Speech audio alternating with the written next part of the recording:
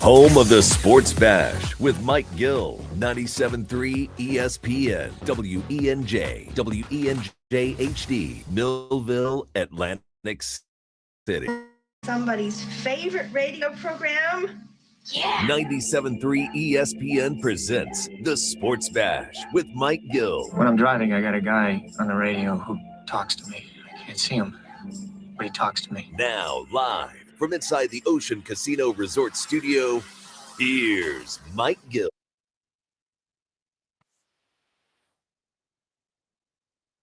Back to the 97.3 ESPN studios, filling in for Mike Gill on 97.3 ESPN. You know, yesterday it was Nick Earnshaw and PG at Ocean Casino Resort at the Gallery Bar booking games in the Fanatic Sportsbook. Today, we're in the Ocean Casino Resort studios here on 97.3 ESPN FM, the 97.3 ESPN mobile app powered by First Bank CL, and we are streaming live on YouTube and X. Just follow 973 ESPN. Coming up on the show today, we got a lot to get to. The Phillies found the way to win. How did they win? Well, it might be a reflection of part of the reason why they've won 6 of their last 8 games. Plus, 2 Eagles starters have spoken out about the offense. Yeah, that's right. Lane Johnson and Landon Dickerson have spoken up about the Eagles offense. We'll play the audio coming up in about 30 minutes from now. Plus, we still have the Golic Minute. We have the Unsportsmanlike Moment of the Day. Frank Klose with the Phillies mailbag coming up at 3 p.m. Adam Caplan is on his way to Foxborough right now. We'll get a latest report from him ahead of the Eagles-Patriots practice inter-squad showdown ahead of this Saturday's second preseason game. We have Phillies Fastball with Oscar Budejen coming up at 5 p.m. Oh, and I forgot, Knicks Nuggets at 4:30. Bad job by me. But we're trying to cover it all here on the Sports Bash on 97.3 ESPN. Josh Hennig, me, myself, and I doing here in the 97.3 ESPN studios. The text board is open at 609-403-0973. The White Horse RV text board with locations in Williamstown and Galloway. Your RV adventure starts here at White Horse RV, 609-403-0973. And I mentioned off the top,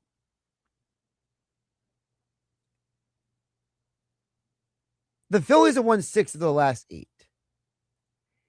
And the how they won, I think, is indicative of what we've been seeing for weeks now. Because they said after the game last night that the Phillies had the best record in one-run games in all of Major League Baseball. The Phillies are now, after last night's win, they are now 22-11 in one-run games. That means they're winning 2 out of every 3 one-run game they participate in. That's 66%. The Phillies have now built up a resume where they are the best team in Major League Baseball in one-run games. And when I first heard that stat after the game last night, I had to step back for a moment because I was thinking, is that a good thing or a bad thing? Well, it's a good thing if that's basically who you are as a team, that you perform well in clutch situations. But does it also say that the Phillies are good when everybody kind of steps up to the plate? And that's probably my larger takeaway. My larger takeaway is that this team seems to find a way to have stepped up since the beginning of August. I know that goes beyond the 6 of the last 8 they've won. But if you look over the games they have won in recent weeks, there is a little bit of a pattern. That pattern is, while the Phillies are winning the majority of their one-run games, not all of their wins are one-run wins. In fact, of the 6 of the last 8 they have won, only 3 of them are one-run games. So what is the real common thread in the Phillies' success in recent weeks? It's the plethora of runs they are scoring. If you go back to the MLB trade deadline, August 3rd, in the Phillies' wins, they are averaging 6.5 runs a game.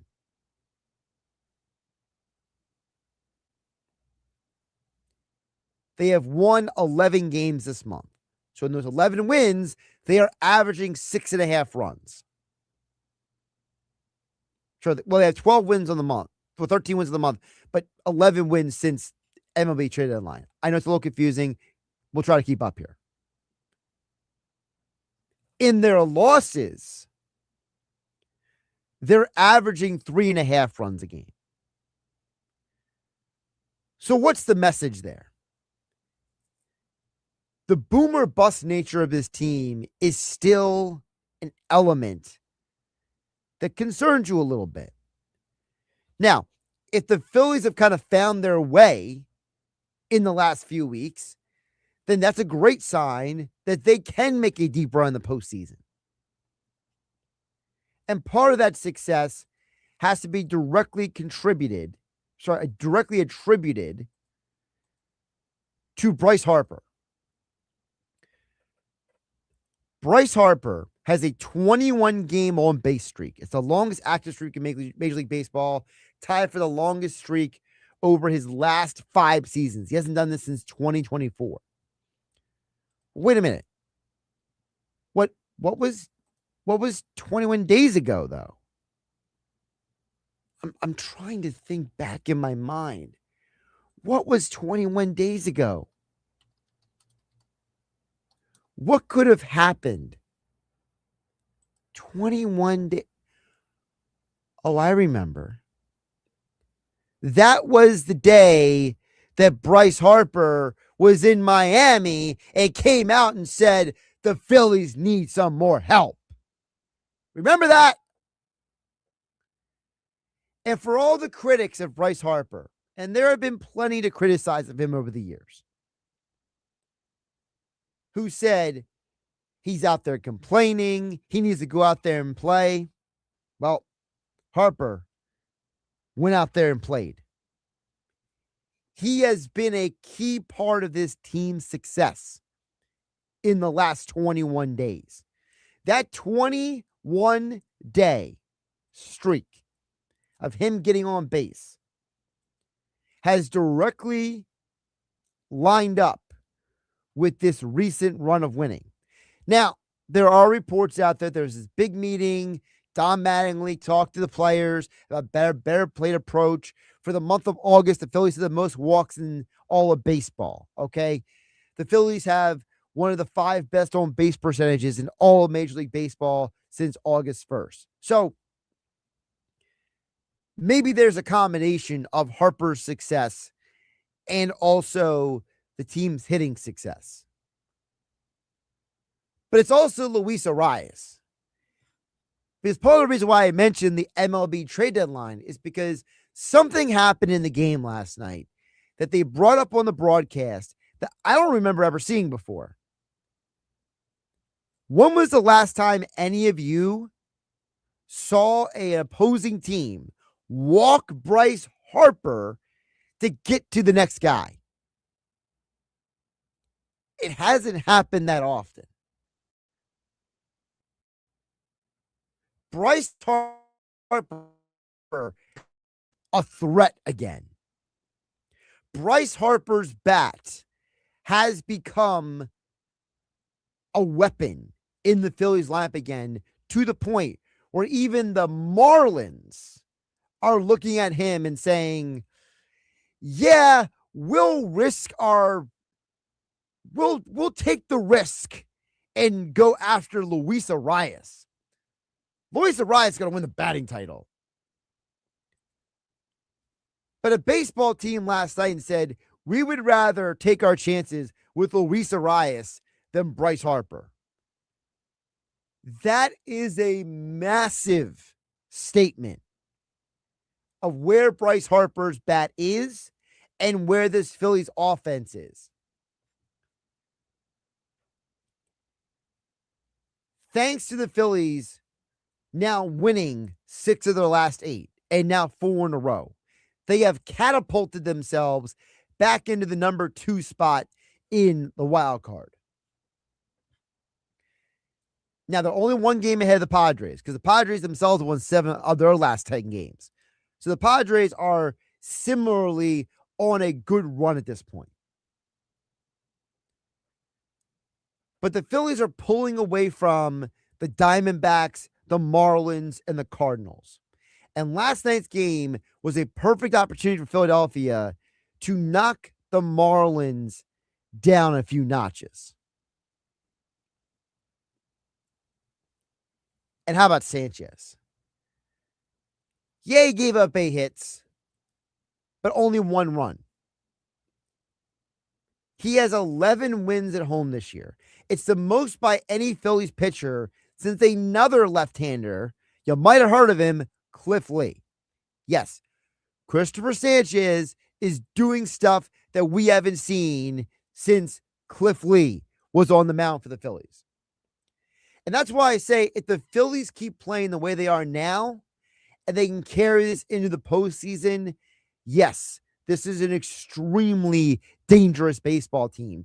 Yes, this is a team that is going to be a threat in the National League. And by the way, the Phillies offense, an offense that all of us complained about earlier this year, complained about their striking out, complained about their just up and down nature of the ball club, their inconsistencies. This offense has improved so much that they are now, scoring-wise, 9th best in the National League. A month ago, they were 12th. They have literally moved up 3 spots thanks to the recent run they have had. That's how big this scoring has been for this team. This is the offense that all of us have been waiting for. This is the offense that when Dave Dombrowski was on the John Heyman podcast, he said he was surprised at how poorly the team had started the year because he knows what they're capable of. This is what the team is capable of.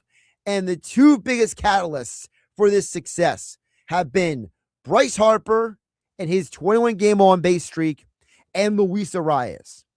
Those 2 bats have stabilized this lineup enough to allow everyone else to catch up.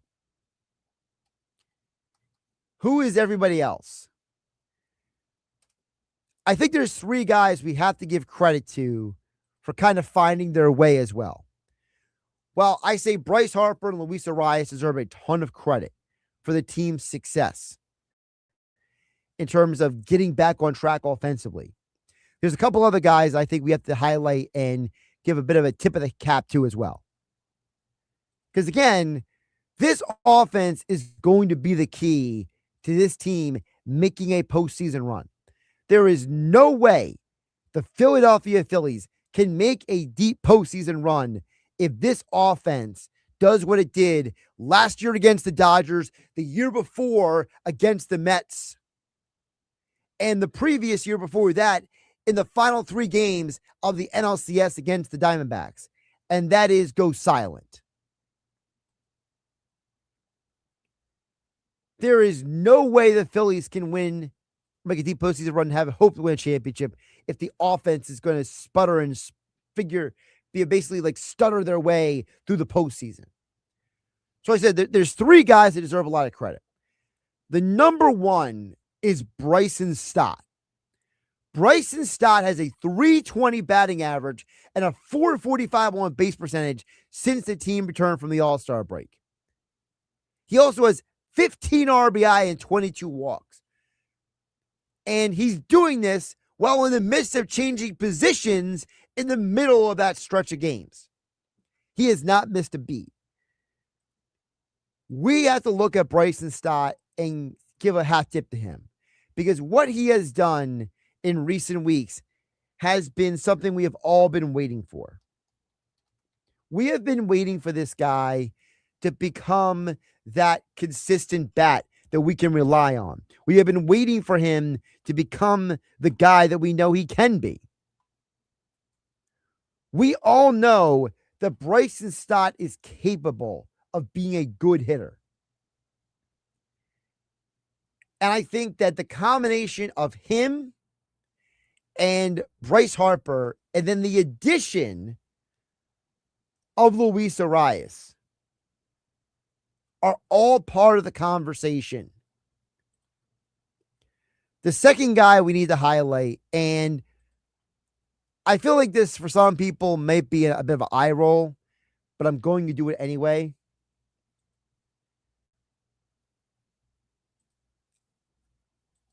What Kyle Schwarber has done since the calendar turned to August, he finally is starting to look like Kyle Schwarber again.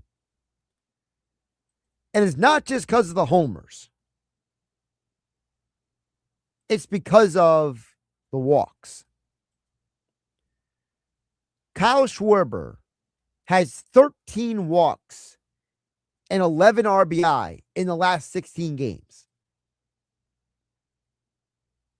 This is a guy who, when he is walking, when he is forcing other pitchers to get higher in that pitch count, he is forcing the other team to have to take everyone else in the lineup a little more seriously. And the third guy that has to be highlighted, and listen, it's not that he has suddenly become somebody that I think is a great player, but something that Rob Thompson used to say that I'll kind of reappropriate here. He's starting to play to the back of his baseball card. When Alec Bohm became an all-star a couple years ago, we all were wondering, is this a sign of what he could become long-term? And then he struggled tremendously at the start of the year. And then when Don Mattingly was fired, he kind of bounced back a little bit in May, but then fizzled into June and July. In the 16 games in the month of August, he has a .368 batting average. He has 10 RBI in the last 16 games. His slugging percentage is .509.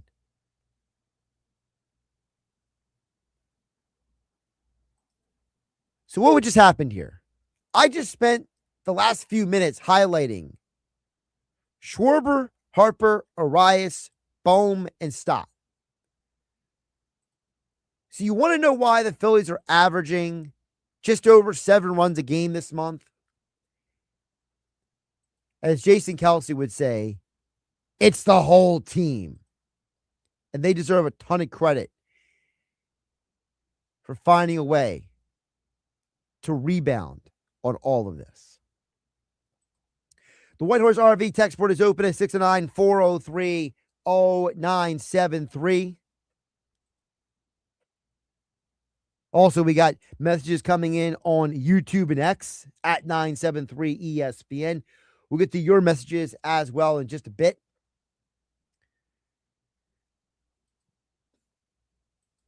I'm not saying that I am buying full. I'm not pushing all my chips to the table with the Phillies. I'm not buying in totally on them. But I think the 6 of the last 8 games they've won, what this team has done during Bryce Harper's 21-game on-base streak, I think are good signs that if this team shows up when it comes to the postseason, it's going to be a fun Red October. I'm promising you that much. Luke in Atlantic City chimes in on Whitehorse RV text board at 609-403-0973. Says that stir is floating around about the 1-run games because all I can think about is how many games we've lost 1-0 or we lost by 1 run in the bullpen in extra innings, says Luke in Atlantic City. Listen, I think that we all can look back on the two of the 3 losses in the Blue Jays series and have a lot of questions for this team. But again, if you take the larger sample size and say, hey, out of the 33 games, this is what the team has done. 2 out of 33, is that enough of a sample size for us to condemn this team? At least not for me. At least not for me. Shader and EHT chimes in the Whitehorse RV text board at 609-403-0973.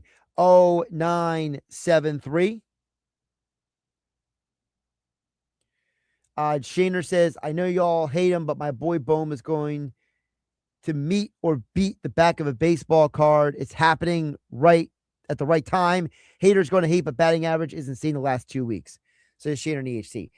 Listen, the Bohm issue, and I can't speak for Mike Gill because he's not here, but me, Josh Hennig, filling for Mike Gill, who's worked with Mike Gill for 11 years here at 97.3 ESPN. I just want to reiterate, and we'll have Oscar Budejen and Frank Klose coming on later in the show to talk more about this as well. I don't think any of us hate Alec Bohm. I reserve my hate for like bad people, okay? As far as I know, Alec Bohm has never done anything nefarious or evil, okay? Is he a little immature at times? More often than I would like. Does he have a bad approach to the plate at times? More often than I like. Was he a guy who was drafted 3rd overall in the MLB draft and we all wanted him to be more than a slapstick hitter who could barely hit home runs? Absolutely. But I never hated Alec Bohm. I don't think Mike Gill does either. In fact, I think Mike Gill has probably rooted for Alec Bohm to be good more than I have. The problem with Alec Bohm, Shaner and EHT, is that he's very frustrating. His literal existence exasperates us because there are stretches like the last 16 games where he is absolutely on fire. And then there's other stretches of the games like most of July where he looks like he doesn't even belong in the big leagues. Those two extremes is where I need a middle ground here. I need him to meet the back of the baseball card because there's a happy medium between batting .368 in the month of August and barely being the Mendoza line in the month of July. Can we have a happy in between here? And it's not like Bohm is a guy going up there trying to hit home runs all the time. That's not his game. It's not his style. I know what Bohm is. I know what Bohm can be. And if Bohm can just be the Alec Bohm we know he's capable of being, I think a lot less hate is going to creep up on social media about him. But when he's not playing well, yeah, I don't want him in the lineup. Over on the YouTube stream at 973 ESPN, Nick chimes in, says, Josh, the Phillies win as a team, they lose as a team. Alec, Bryson, Aaron, Jesus have been stepping up as late. Don't let our boys get hot. Listen, I understand there might be a bit of love from Nick and Shane on EHT for Alec Boehm. Listen, I'm not going to sit here and get too high on Boehm. I'm happy he's doing what he's doing right now because I want to see the team win. The team is better when Alec Boehm is hitting. The Bryson Stott and the Aaron Nola thing is something I have brought up numerous times in recent weeks, Nick, here on 97.3 ESPN. But the problem with Aaron Nola is it's like 2018 Nola all over again. He's pitching well. They get no run support. In fact, I think the stat was, I got to double check it, but the stat I saw on MLB Network was that the Field of Dream games is the first time that Aaron Nola has gotten that much run support in like 2 years for one of his starts. So, you can highlight individual players all you want, but the reality is that there is a domino effect when it comes to this team. Jeff in Ocean City chiming in on the YouTube stream as well. He has Faith spelled Phaith. Now, I don't know what it says about me, but that immediately made me think of the cover variant of the song Faith by Limp Bizkit. So I think that's the point where we probably should hit the break before my mind goes completely sideways here on 97.3 ESPN FM, the 97.3 ESPN mobile app powered by First Bank of Seattle City. We are streaming live on YouTube and X at 973 ESPN. With the more your text coming up in just a bit on the White Horse RV text board at 609-403-0973, as well as on the 97.3 ESPN stream. A lot of you guys are chiming in, so I'm going to try to get to more of your messages coming up throughout the show. Maybe we'll save the Lane Johnson, Landon Dickerson comments for a little bit later because there's a ton of your messages I want to get to on the other side. We'll keep them coming in. 609-403-0973. That's the White Horse RV text board. Josh Hennig, filling in for Mike Gill on a Tuesday edition of the Sports Bash. Phillies have won 6 of their last 8. Are you buying back into the Phillies, or are you still being trepidatious as I am being? Let me know. Josh Hennig hanging out with you on a Tuesday here on the Sports Bash, filling in for Mike Gill on 97.3 ESPN. It's the Sports Bash with Mike Gill. Keeping the fans entertained and happy. On 97.3 ESPN and the 97.3 ESPN free mobile app.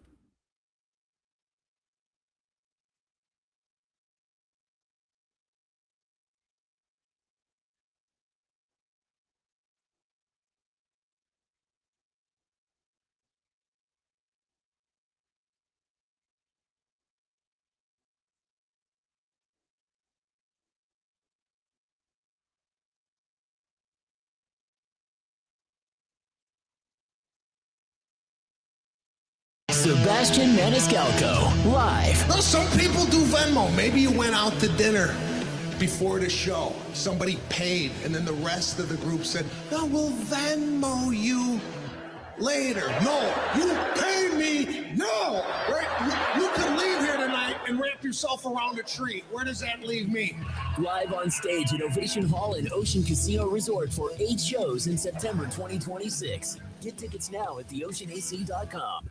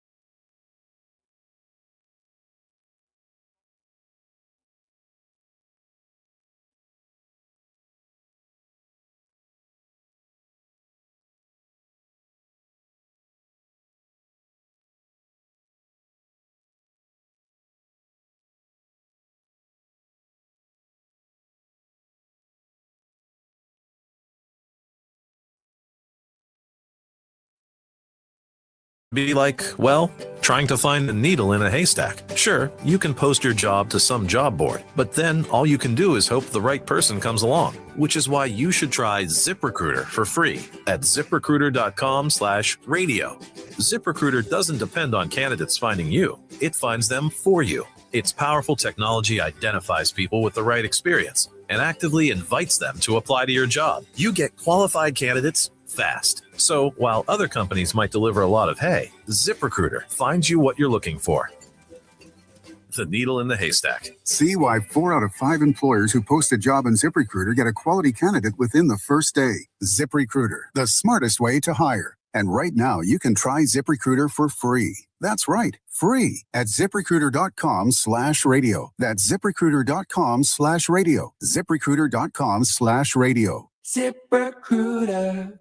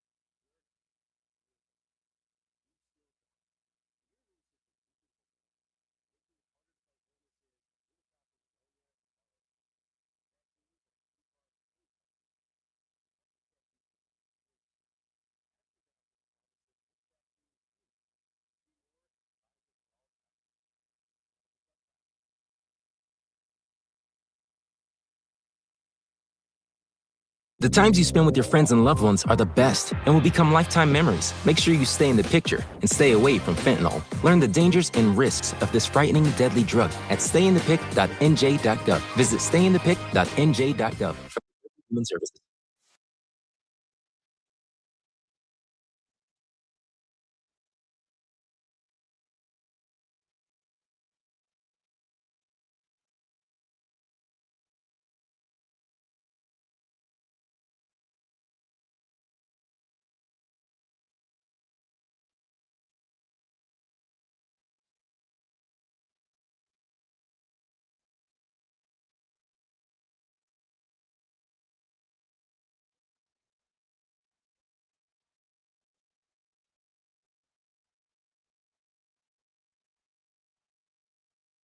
It's the Sports Bash with Mike Gill. Do I have everybody's attention now? On 97.3 ESPN and the 97.3 ESPN free mobile.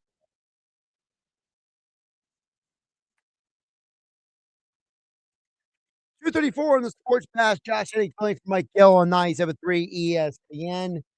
A ton of you are chiming in on the Whitehorse RV text board at 609-403-0973, as well as the YouTube stream and on X at 973 ESPN.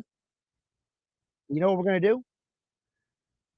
We're going to hold off on the Lane Johnson and Landon Dickerson comments till the next hour. I want to ignore you guys. You guys are joining the conversation. Let's not keep having the conversation about those Philadelphia Phillies. Don't forget the Phillies mailbag, 973ESPN.com. Frank Klose coming up at 3 p.m. Also, Phillies Fastball with Oscar Budejen coming up at 5 p.m. There's got plenty of Phillies talk beyond this hour as well. Maybe Nick Earnshaw has something to say about the Phillies. Maybe not. We'll find out.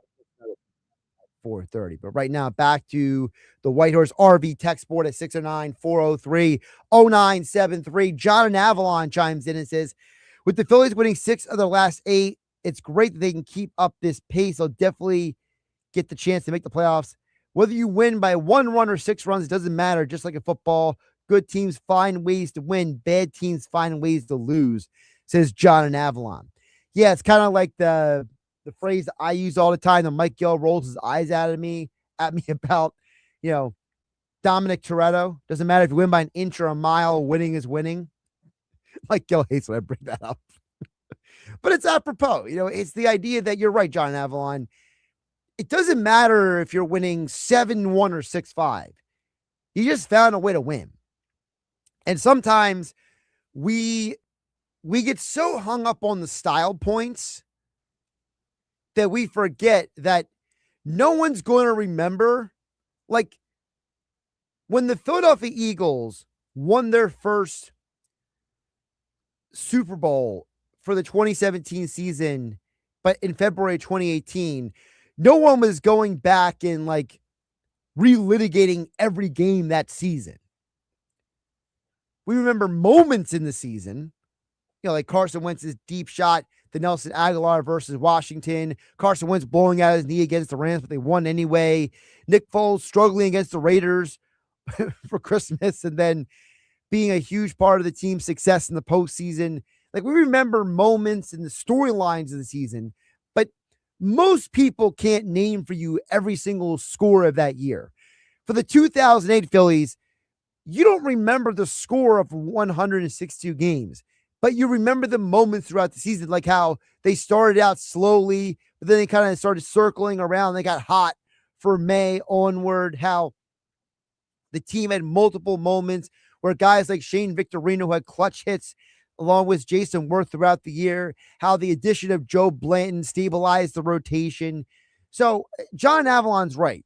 If the Phillies can keep doing what they're doing and they can make it into the playoffs and keep winning, no one's going to remember that they won 6-5 over the Marlins on August 17th. What you're going to remember is, hey, they got hot in the month of August, and it propelled them into September and October. So, John, you're 100% right. Sometimes we forget that the aesthetics of winning is less important than, as Al Davis said, just win, baby. More text coming in on the Whitehorse RV text board at 69403-0973. Jay in Cape May Courthouse says, I'm not sold on the Phillies yet. This could just be another hot streak for this team. They need more consistency. It almost seems as if when they are called out, they step up. Most likely this team is what it is, an aging team that needs everyone to play at 100%. Like you said, it could be an exciting October, though, says Jay in Cape May Courthouse. And Jay, back to, I love what you point out, says they step up when they're called out. I mentioned the fact that Bryce Harper is on this 21 game on base streak. Well, what goes in conjunction with that 21 on base streak? 21 days ago, they lost 1-0 to the Marlins in Miami, and Bryce Harper was the one who got up in the locker room and said, we need help. Well, how did the team respond? Well, apparently Brandon Marsh spent the next 2 hours after the game in the batting cages. It was after that Bryson Stott just went absolutely in fuego. It was around that time that Alec Boehm started turning around as a hitter. It was about that time that Trey Turner suddenly started hitting home runs. And we were all wondering, should he be the team's cleanup hitter? So, J.K. Courthouse, maybe you're right. Maybe when Bryce Harper spoke up and said, we need help, the other guys in the locker room kind of looked in the mirror a little bit closer and said, one of the best players on this team is telling the rest of us that he can't do it alone. And on top of that, the addition of Luis Arias was also a signal to the team that, hey guys, we added a perennial all-star caliber player, a guy who's in position to win another batting title. The rest of us need to get our heads out of the sand and play with more consistency. The Jake Gibby Courthouse, I think it's a very interesting point you brought up there. Over on the YouTube stream, some comments coming in. I'll be upset if they don't re-sign Luis Arias. Listen, I can't worry about Luis Arias whether he gets re-signed or not right now. That is the least of my concern. Now the question is, who is his agent? That's going to tell you if he gets re-signed or not.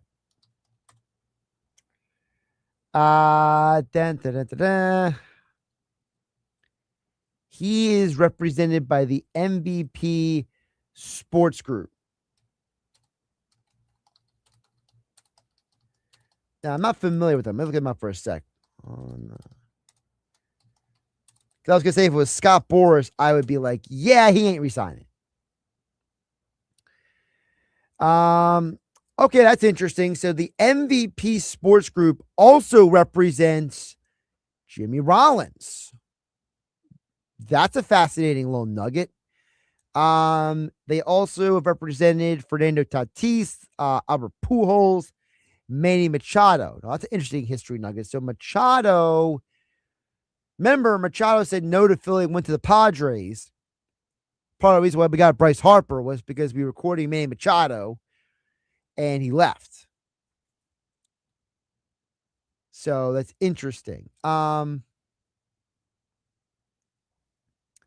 hey, maybe their ongoing relationship with Jimmy Rollins and Jimmy and the agent, and maybe he talks to Luis Arias. You know what? Maybe you get your wish. Maybe there is good news when it comes to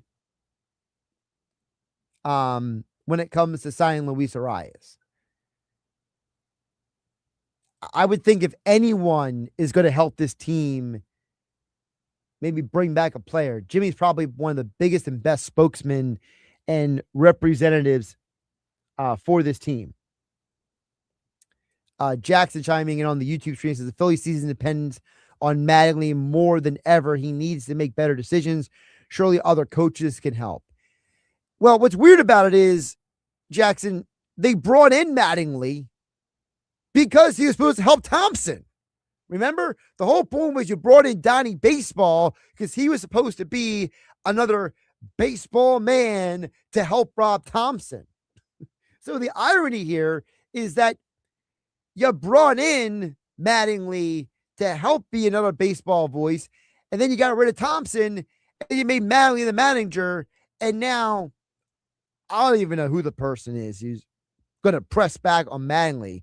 I feel like the only guy who can really do it is either Kevin Long or Caleb Cotham, because Kevin Long's resume is one that a lot of players respect and admire because of his history with the Nationals and the Yankees and, the Yankee connection between Mattingly and Kevin Long. Maybe there's something there. I don't know.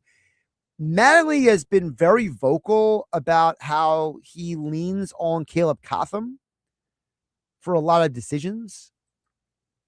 So maybe there is something to the idea of maybe Mattingly should be maybe more tuned in what the pitching coach says and be a little bit less the guessing game, shall I call it, when it comes to when he does or doesn't take Nola, Sanchez, Wheeler, Luzardo out of games.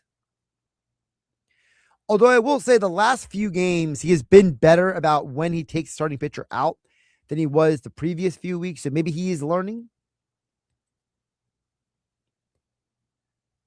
I feel like there's not really a person on this coaching staff who's going to be like the overt, like Joe Torre had Don Zimmer, right?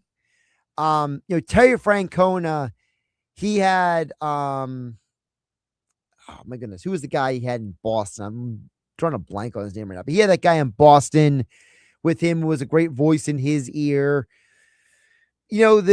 The best teams have a bench coach who can kind of be like the voice of reason in the manager's ear. And I do wonder, does Mattingly have that guy? On the Whitehorse RV text board at 609-403-0973, David EHT says the Nola games worry me against the good pitchers for Miami.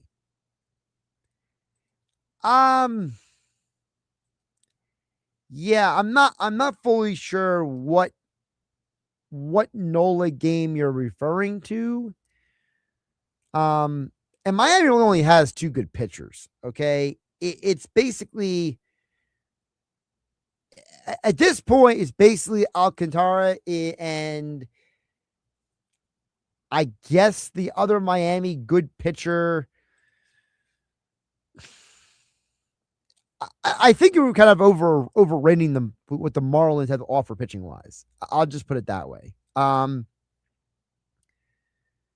Unless it's Perez or Alcantara, it's really not great pitching for the Marlins. The Marlins pitching has been very streaky this year. They have been very inconsistent. Yeah, Nola versus Alcantara is a little worrisome, but I'm not exactly going to sit here and act like that is like the end all be all when it comes to that game. You know, the Phillies do have a strong history against Sandy. Sandy has not always been like this consistently lights out guy against the Phillies. In fact, if you look at the Phillies hitters against Sandy Alcantara, one of the Phillies' best hitters against Sandy is actually Alec Bohm. Alec Bohm, he has like a 378 batting average in his career against Sandy Alcantara. I know GT Realmuto has a 308 batting average in his career. Edmundo Sosa has a 417 batting average. Trey Turner, 362 batting average. So I can't say I'm not worried about Nola versus Sandy Alcantara as long as the Phillies do their job against Sandy. All right, we got more Phillies to get to coming up with Frank Klose, the Phillies mailbag, our weekly Phillies mailbag here on the Sports Bash. Josh Hennig filling in for Mike Gill on 97.3 ESPN. We'll get to more of your messages on YouTube and X throughout the show. Josh Hennig hanging out with you on a Tuesday edition of the Sports Bash. On the other side, it is our Golic minute of the day. What did Roger Goodell say that got Golic Sr. and Golic Jr.'s attention? Well, we'll get to that coming up on the other side for the Golic minute. Josh Hennig hanging out with you on 97.3 ESPN. LeBron James plays here. Here's James for three. Got it. LeBron James knocks it down. 97.3 ESPN, South Jersey's radio home of the Philadelphia 76ers.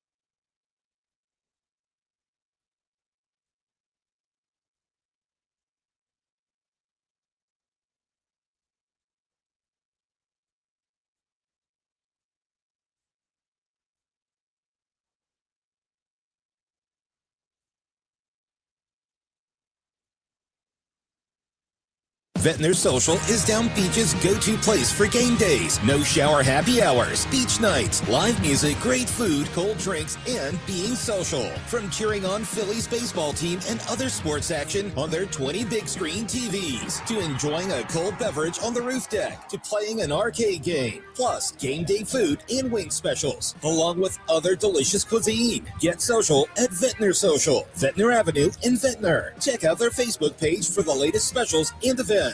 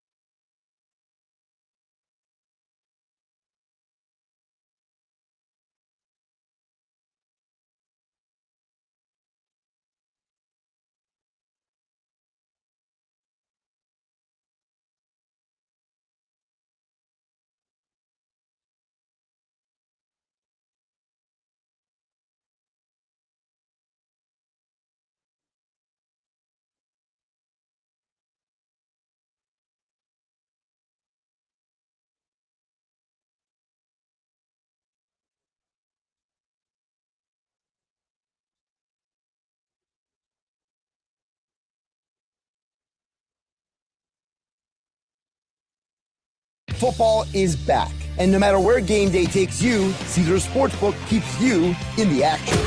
Bet from the tailgate. Bet from your couch. Bet from the stadium. Bet from wherever. Caesars is your anytime, anywhere sportsbook. From pregame to primetime, live bets to parlays. We've got you covered, and this season, you can even flex your parlays so your bets can stay alive even if a leg misses. Plus, you'll rack up Caesars Rewards credits with every wager that you can spend on sweet deals. New to Caesars Sportsbook? Download the app today and bet just $1 to double your winnings on your next 10 wagers, up to $25 max bet per boost. Use code RADIO DYW to start betting. Open to new users in New Jersey are 21 or older. Minimum odds minus 500. Max bet of $25 for boosted winnings. Max additional winnings 2,500 per bet. Profit boost tokens expire 14 days after receipt. Bonus bet amount not returned for winning bets. See Caesars.com/promos for full terms. If you or someone you know has a gambling problem, call 1-800-GAMBLER.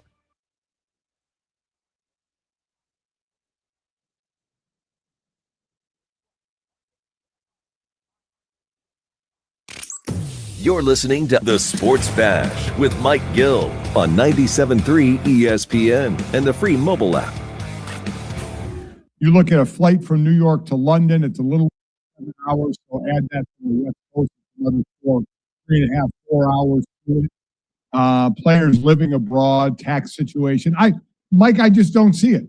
How do you not see it? The commissioner of the NFL just told you it was going to happen. Well, he said he's likely it's going to happen. Doesn't mean it's going to happen. It doesn't mean it's going to happen. It could happen 30 years from now where I won't care about it because I'll be long gone. When rich people tell you what they want and what they're going to do out loud, that means they've been talking about it for a while, and there's usually no stopping that train. And in sports, that goes doubly so. That was this morning on Golic. Heard every day. 10 a.m. to noon on 97.3 ESPN. I think it's a very fascinating conversation because, the NFL has been trying to get a team overseas for a very long time. And I just wonder, like Gold Senior said, is it really going to happen in our lifetime? It's not like travel technology has advanced that much in the last 25 years. So it's not like we are getting across the ocean or we're getting to and from New York to LA any faster. So I don't foresee how this is going to work travel-wise.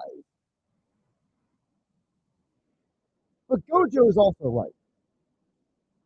If the NFL says it's going to happen, it's going to happen. It's just a matter of how they make the logistics work. And I think that's where the league is probably going to go to the players at some point and say, we want an 18-game schedule. We'll give you 2 bye weeks to compensate for the extra travel. Phillies Mailbag coming up next. Frank Klose on 97.3. The Birds are back. Catch Philadelphia Eagles preseason football as the Eagles get ready for the 2026 season. Heading to Foxborough to face the AFC champion Patriots. Saturday night game coverage starts at 6 with Merrill Reese and Mike Quick calling all the action starting at 7. He takes his drop. He's looking. He's grabbed. They're going to sack him and throw him down at the 23-yard line. Jalen Carter. This is South Jersey's radio home of the Philadelphia Eagles. 97.3 ESPN.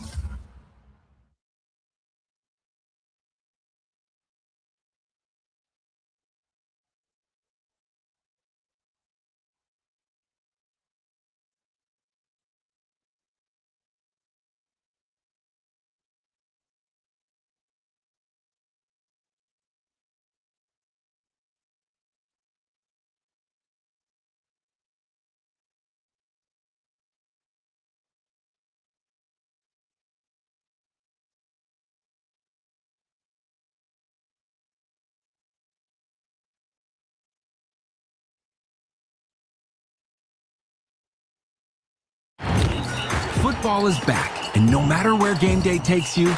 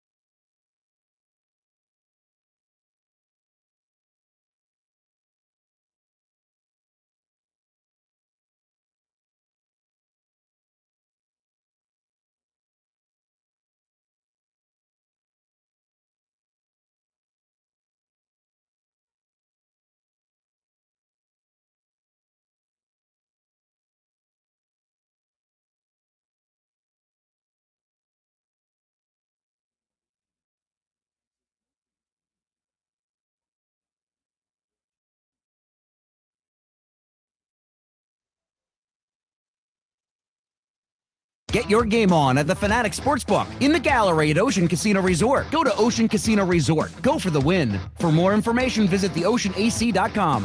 Home of the Philadelphia Eagles. They got him again! Sixers. Bang! It's good! Ball game! And Flyers. Tipped in front of the net! 97.3 ESPN. WENJ. WENJ HD. Millville, Atlantic City. A Town Square media station serving all of South Jersey.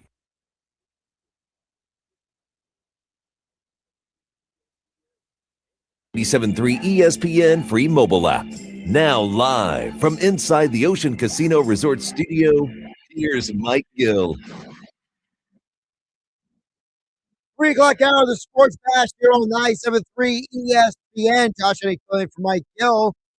This hour is being brought to you by Broadleys Plumbing, Heating and Air Conditioning. Broadleys is your trusted source for heating and plumbing service, along with air conditioning installation for generations. Call them at 609-390-3907 or visit them online at broadleys.net.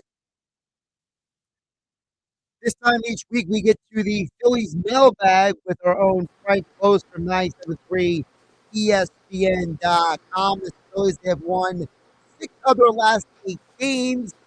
And it seems some of the questions in the mailbag are lining up with some of the questions everyone has been asking throughout the day, whether it's on the text board at 609-403-0973 or for all of you watching on YouTube and X. And Frank Klose joins us right now on 97.3 ESPN. Frank, welcome in. How you doing today? I'm doing well. How are you, Josh?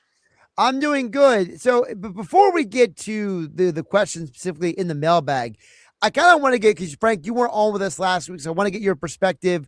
You know, the Phillies have now won 6 of their last 8 games. You know, Bryce Harper, he's on this 21-game on base streak.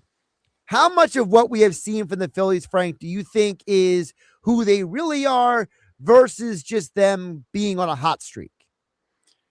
Well, I think this is who they are in the sense of they're inconsistent. They have these streaks where they're playing very, very well. But I think case in point, right now, Phillies winning 4 in a row. Before they won these 4 in a row, you weren't feeling that good about the Phillies in a lot of ways.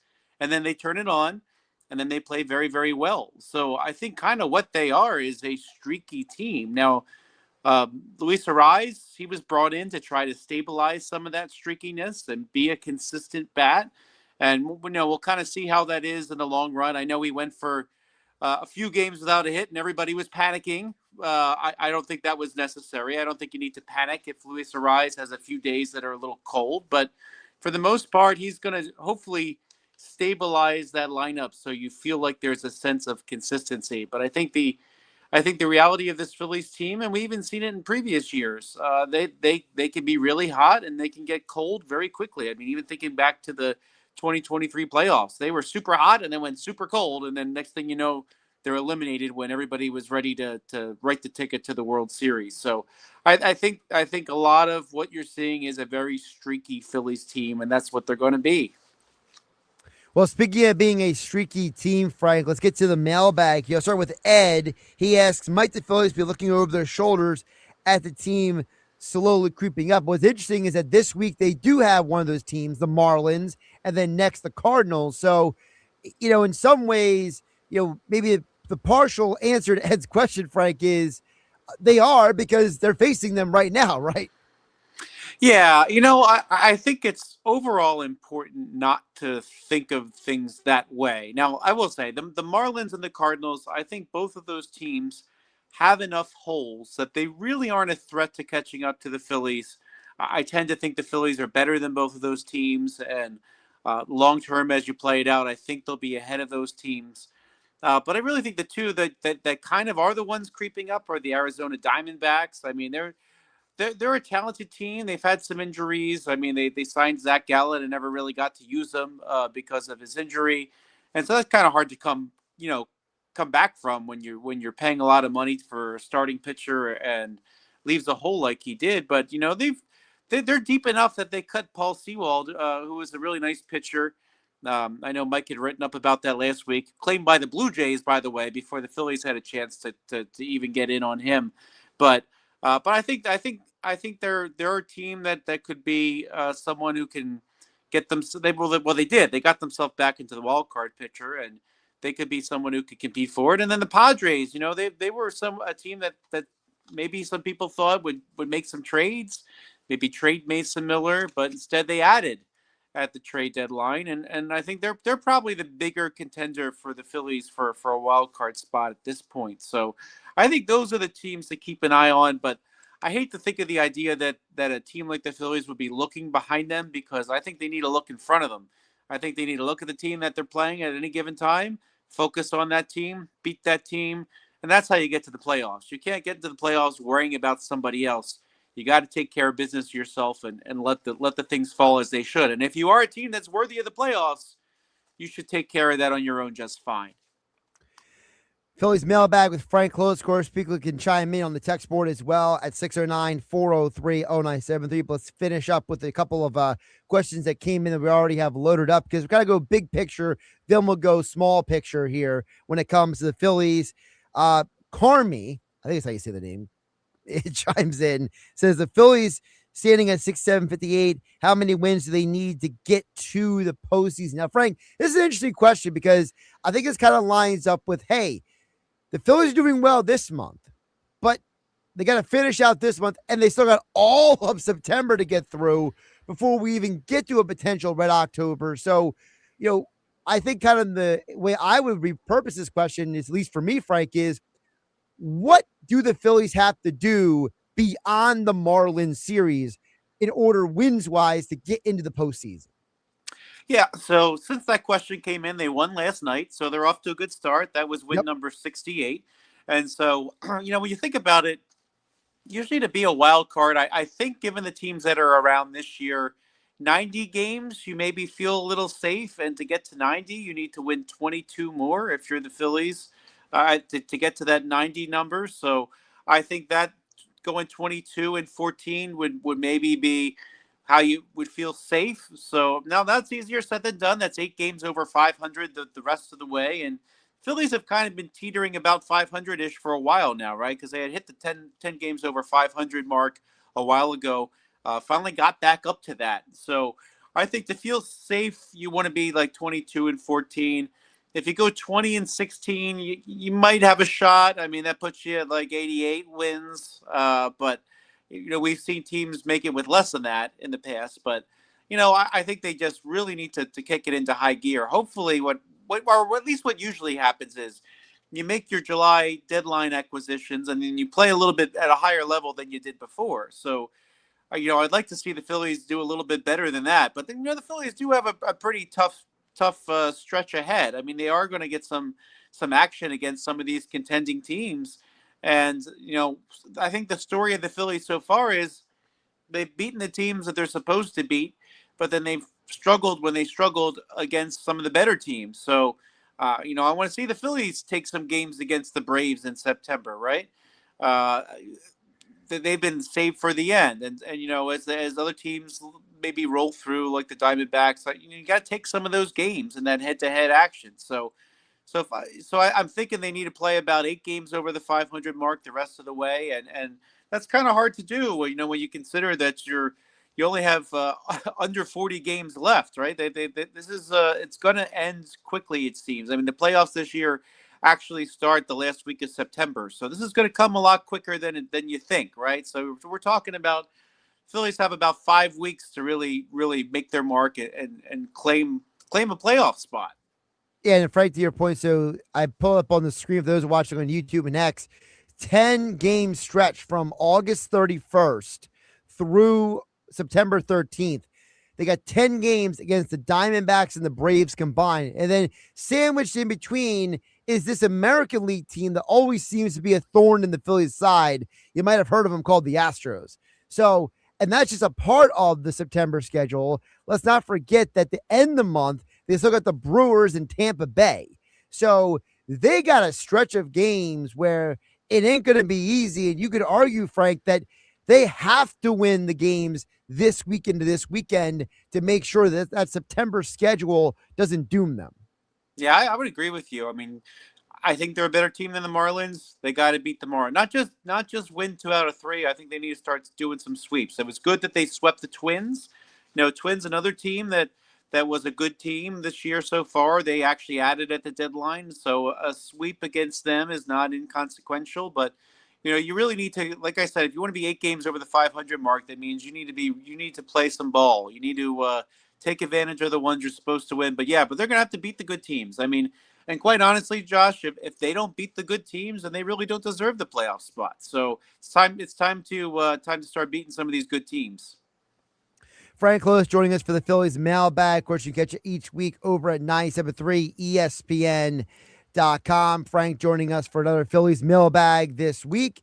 Another question coming in on the Mailbag, Frank. So we kind of went from big picture. Now we're getting more specific here. Kelly asks, are we seeing the real Alec Bohm right now? We talked about this earlier, Frank.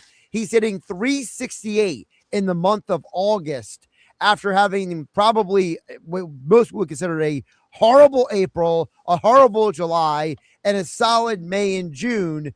So is what we're seeing now, is this, the repurpose, has the real Alec Bohm shown up here? I think it's the real Alec Bohm.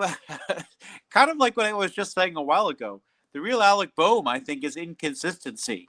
We're seeing the best of him. I think when I think of Alec Bohm, I think of a really good contact bat. And there are days like the other day, he could get 5 hits. But there are other days where it feels like he's grounding into one double play after the other. I like his contact bat. He's always got the potential to give you a string of hits all in a row. But he is inconsistent, and I think that's an issue. And I think just before this recent stretch, it was a really fair question to ask: is Bryce Harper moving to the outfield really necessary for Alec Bohm? At the beginning of August, I might have said, no, not really. I mean, they're getting a lot of good play out of Derek Hill and out of De La Cruz. So when you have Brian De La Cruz hitting the way he's hitting, again, big hit on Sunday, right? You really have, I think Alec Bohm really has to show that he has the bat to play at first base. And to cause Bryce Harper to have to exit games early because you're worried about him being on those legs in the outfield. So far this month, he's shown that yes, it was worth it. And hopefully he has that little impetus to keep doing so, because you saw on Sunday too, they put everybody back at their original positions when they took Luis Ariz out for a pinch runner. So kind of tells me that Don Mattingly won't hesitate to put Bryce Harper back at first base if necessary. So I think he's stepping up at the right time.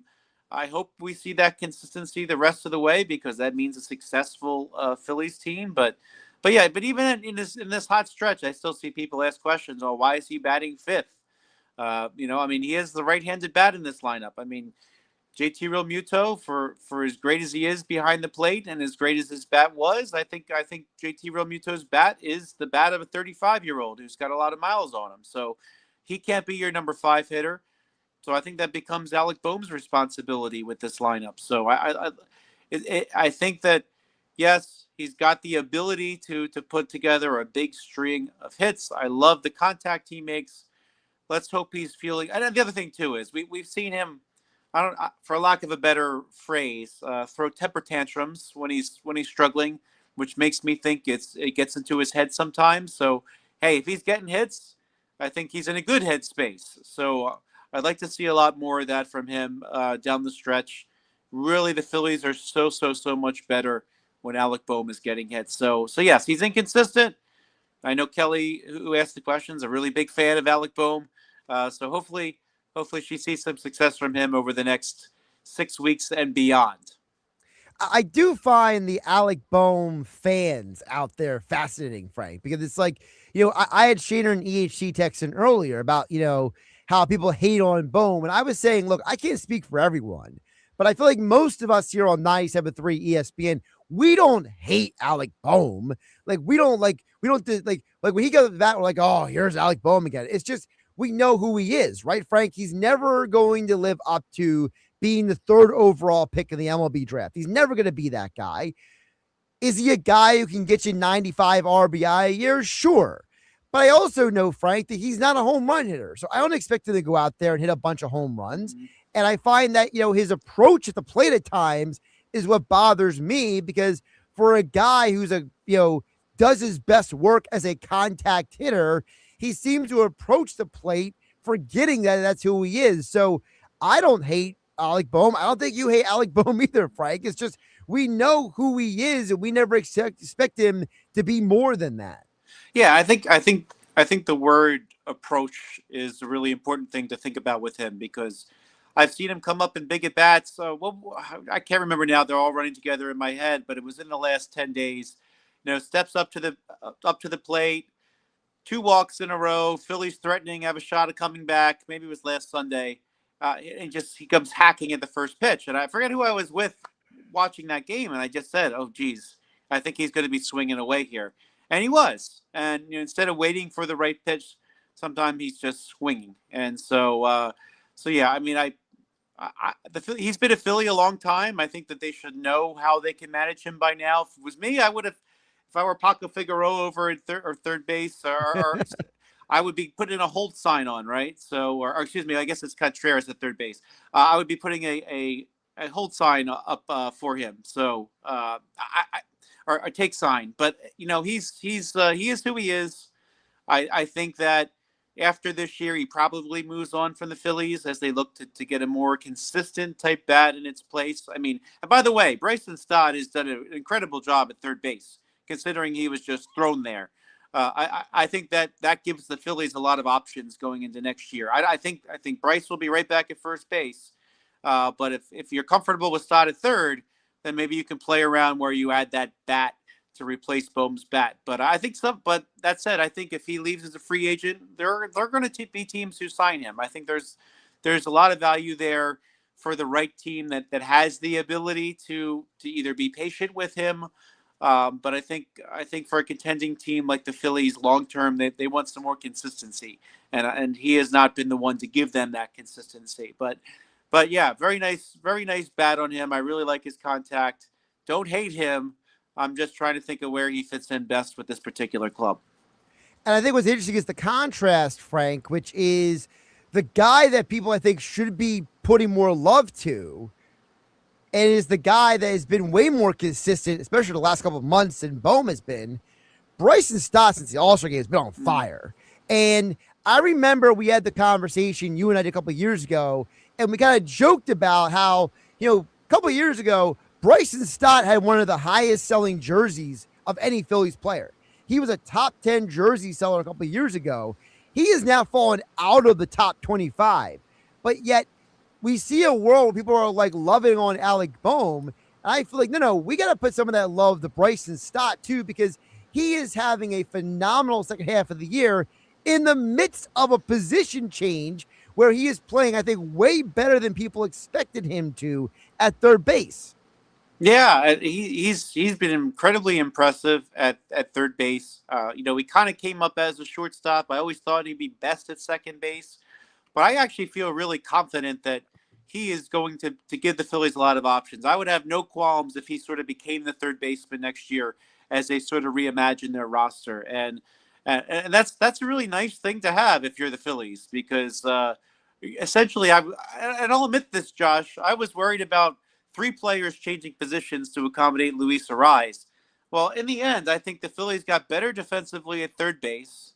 I think they got better defensively at first base. And so I don't think Ariz is going to be as good as Stott at second, but I think he's done a very good job. So I think all in all, Bryson Stott made that a possibility. And his talent level made that a possibility. And so, but yeah, I think he's not in the top in jersey sales because a lot of Phillies fans already have one. But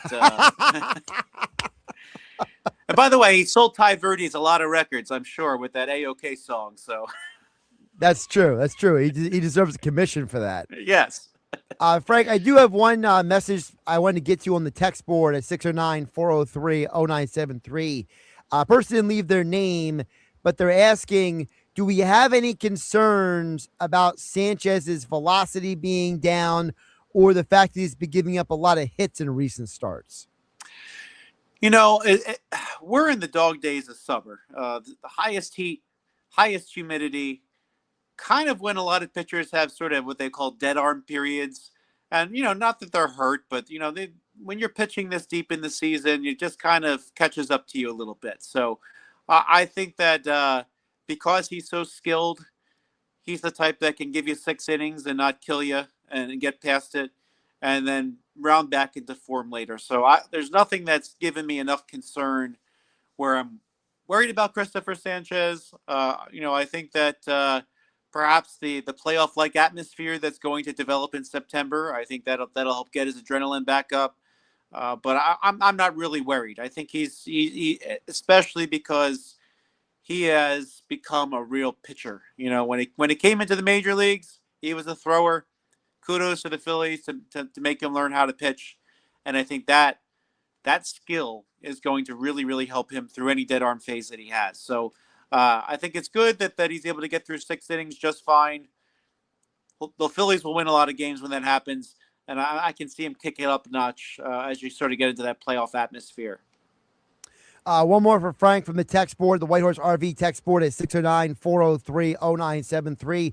Thean in Mays Landing says, I'm really encouraged by how the Phillies are playing, but my only apprehension is when Kerkering and Alvarado get put into the game. What is the state of the Phillies bullpen, Frank?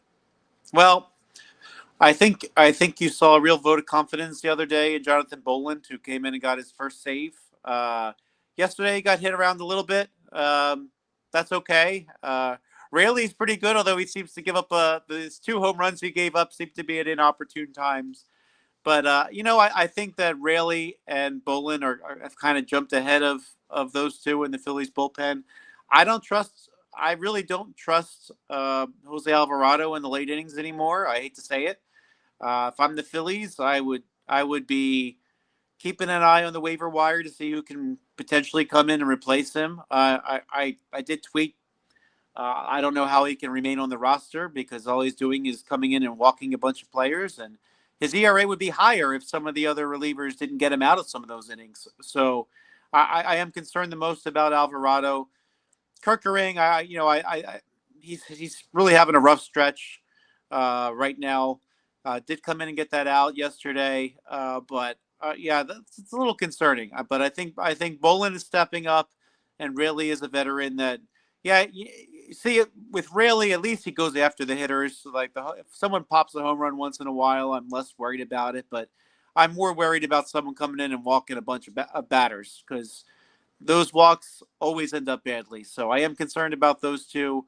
I would try to use them in the 5th and 6th, or maybe avoid them altogether when possible, and really use Raley and then Boland as your bridge to get to Duran when possible. He's Frank Klose, the Phillies mailbag each week here on the Sports Bash at Frank Klose with a K on the X platform.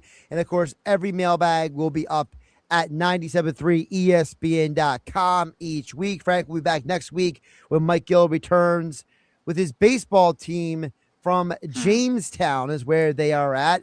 Frank, great stuff today. Appreciate you jumping on. Always enjoy talking to you, Josh. Josh Hennig hanging with you here, filling in for Mike Gill on 97.3 ESPN. And, of course, we also have the Phillies lineup for today. It's being brought to you by Chachi's 13th Floor Raffici's. It is now open. Fantasy football season is here, so book your fantasy football draft at Chachi's 13th Floor above Villa Raffici in Absecon for just $20 per person. Your draft package includes great food and cold beer. Chachi's 13th Floor, proud partner of 97.3 ESPN. And, of course, with the Phillies lineup each day, it is your chance to win a $100 gift card, the Chachi's 13th Floor at Villa Raffici.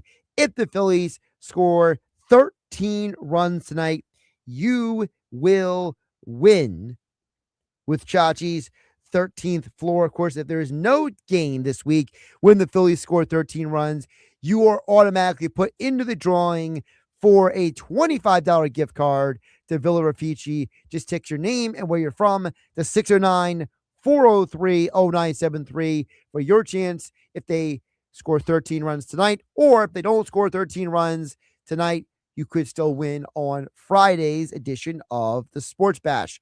Tonight's Phillies lineup is, well, predictable. It's Schwarber, Turner, Harper, Arias, Bohm, Stott, Marsh, Realmuto, Crawford, with Zach Wheeler on the mound. Everyone at their ascribed position. So no craziness for the Phillies lineup tonight as they take on the Marlins. All right, keep your text coming in on the White Horse RV text board, 609-403-0973. We'll also be getting messages throughout the show on YouTube and X at 973 ESPN. Coming up on the other side, what did Lane Johnson and Landon Dickerson say about the Eagles offense? We will play that audio for you coming up next. Josh Hennig, filling for Mike Gill, here on the Sports Bash on 97.3 ESPN. We have the Phillies covered. Swing and a drive, right field, way back, forget it, out of here. Kyle Schwarber hammers one over the right field wall. Get the best Phillies baseball coverage on the Sports Bash with Mike Gill on 97.3 ESPN. Town Square Media has teamed up with Seize the Deal for incredible offers from some fantastic local businesses. Get this great deal starting Friday at 9 a.m. Get one $50 gift card for just $25 to the Island Grill in Ocean City. It's the area's go-to restaurant for fresh catch local seafood with a laid-back beach vibe. That's a $50 gift card for just $25. Get this great deal starting this Friday at seizethedeal.com. SeizeTheDeal.com.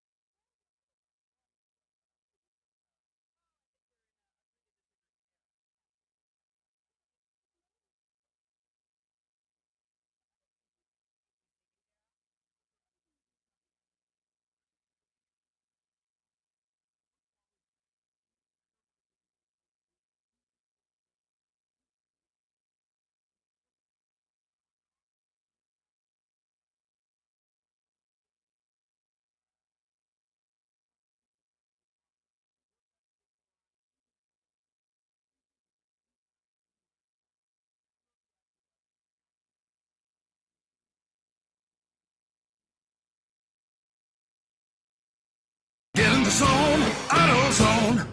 John's day is off to a slow start. So he heads to AutoZone, where he can get a battery for under $100. Lonnie, a local AutoZoner, tests his battery for free. Looks like he just needs a charge, and Lonnie does that for free too. In no time at all, John is back on the road, ready to finish the day strong. Free battery testing and charging at every store. No hassles, just help. Get in the zone, AutoZone. Restrictions apply.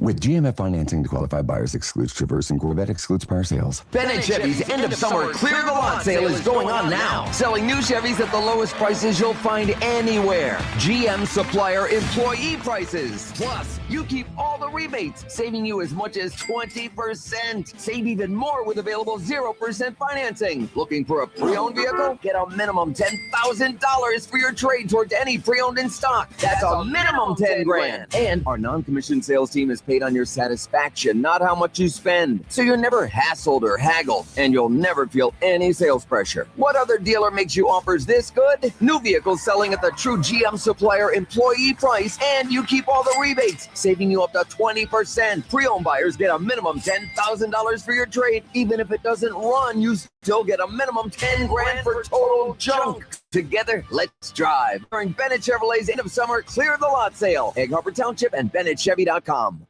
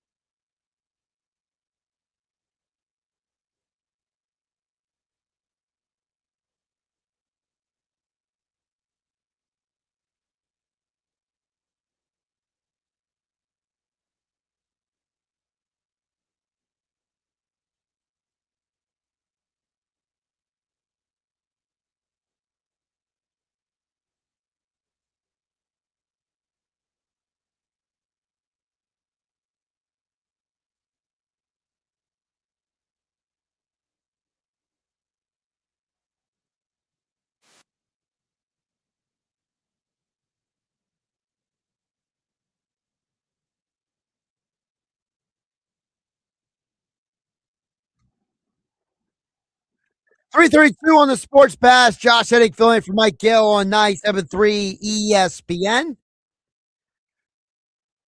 We got football and four with Adam Caplan still to come here on 97.3 ESPN. Adam on his way to Foxborough for the joint practices between the Eagles and the Patriots.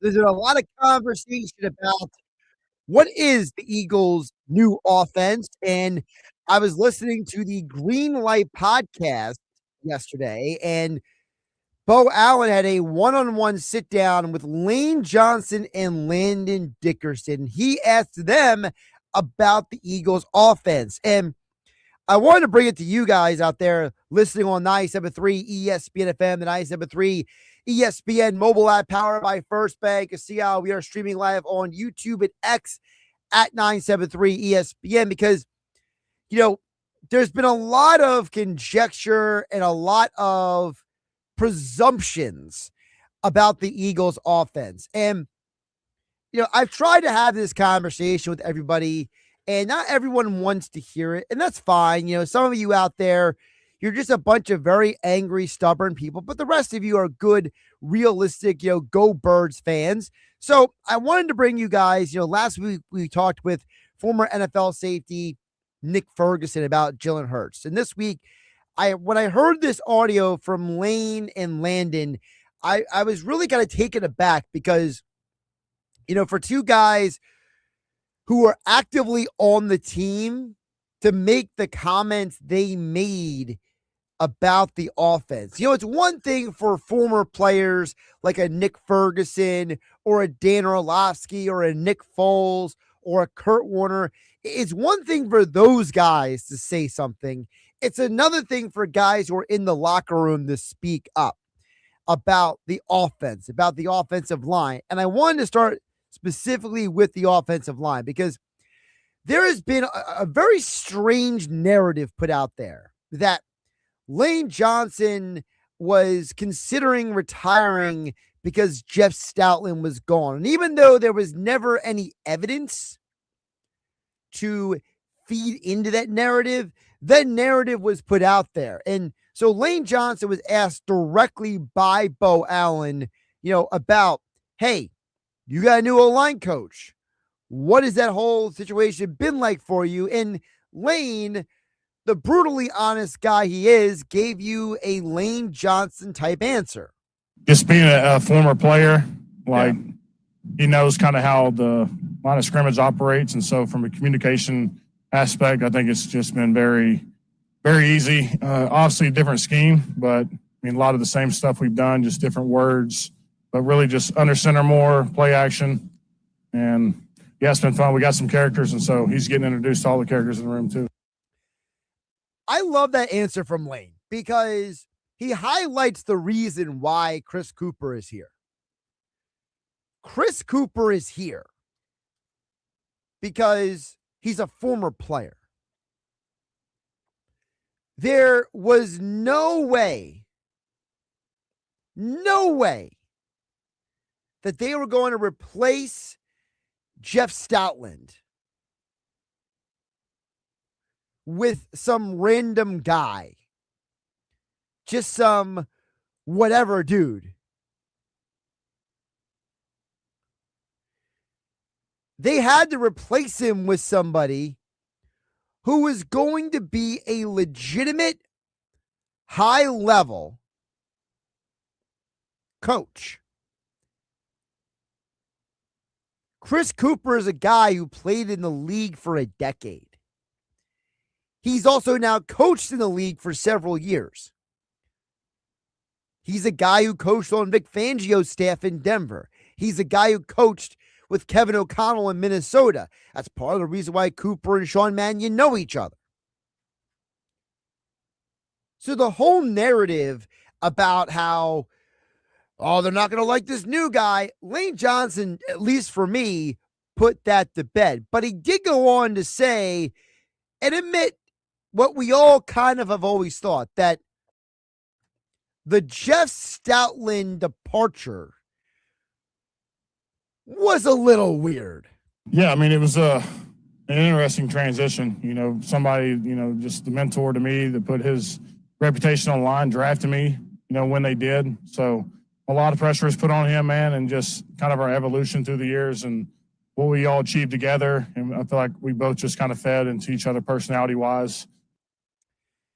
Listen, Lane Johnson kind of confirmed what we all have felt.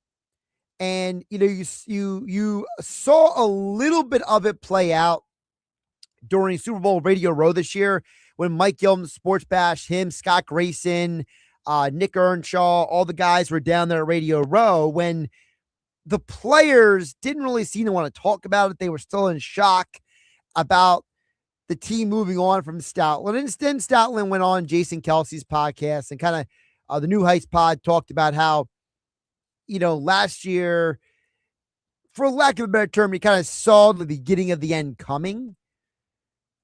And listen, the Eagles desperately needed something new offensively. And listen, Stoutland had been here for 13 years. It's not like he had been here for a couple of years. And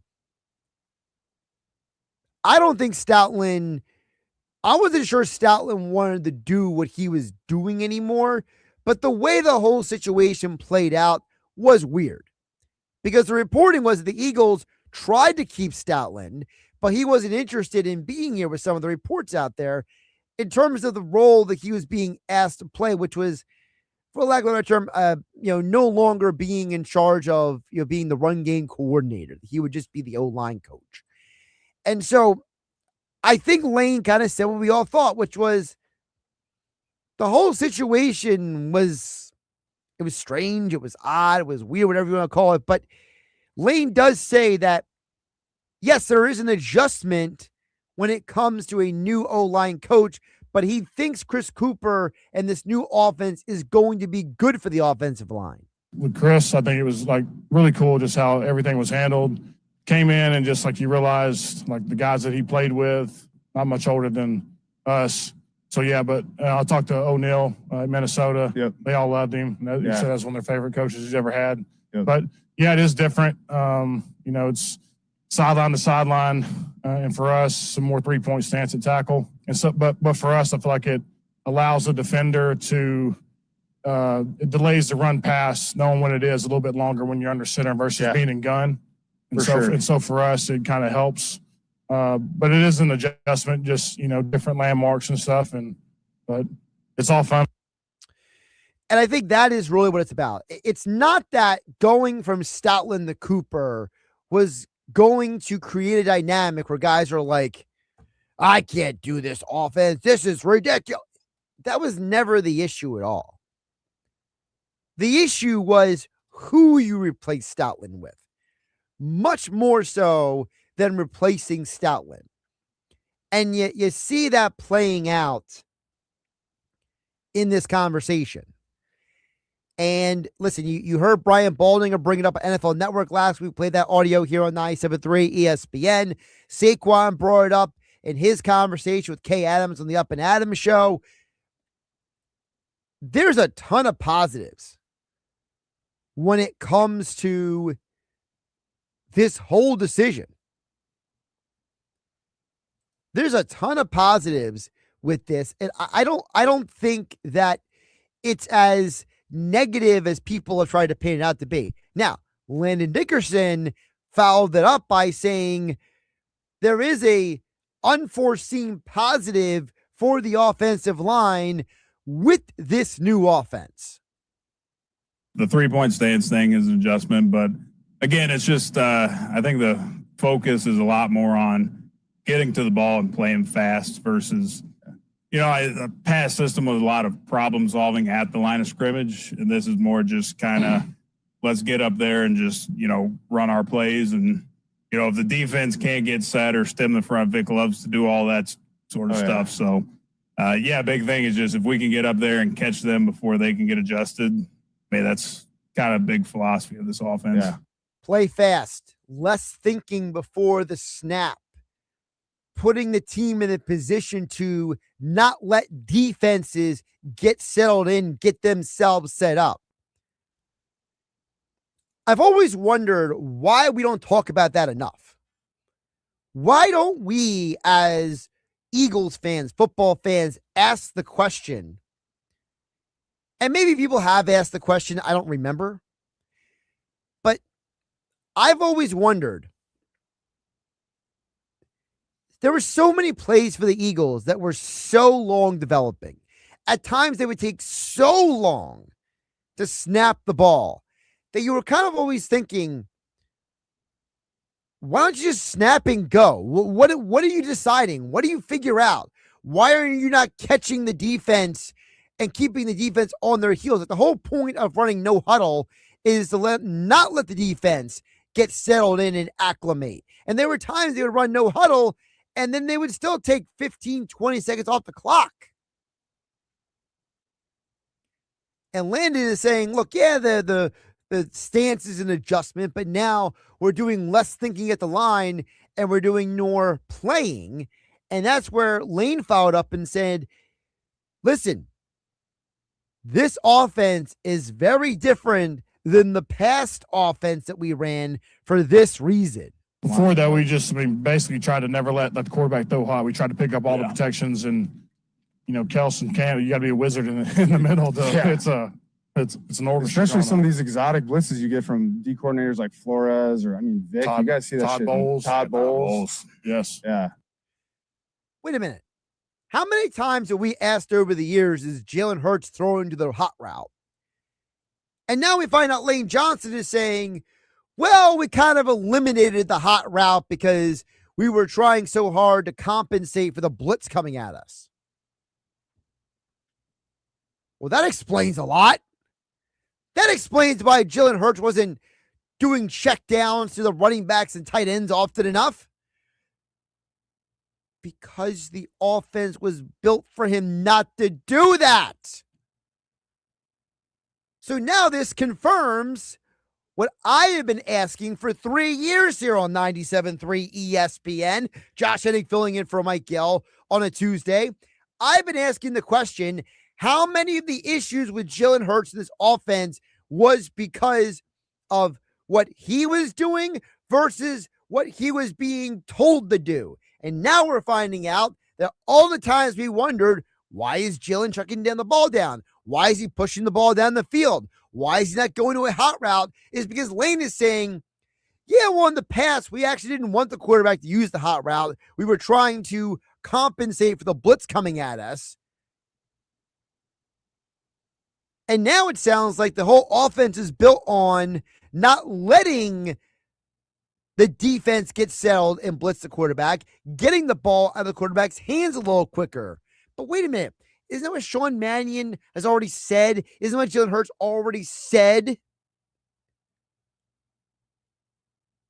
Final part of Lane Johnson talking about the new offense. It makes the defense cover the whole field, and if they over pursue and kind of how the run game is, if you circle the wagon, if not, ride that wave backside. So yeah, people had to be gap sound. I think a lot of the motions and shifts merit up. So like I said, it takes these guys on defense a little, it puts them in a bind longer to make their decisions. Cover the whole field. Puts the defense in a bind. Puts the pressure back on the defense. How many times did we ask the question in past years? Why is Jalen not scanning the whole field? Is it maybe because he was told not to? You heard Lane just say, now we're making defenses cover the whole field.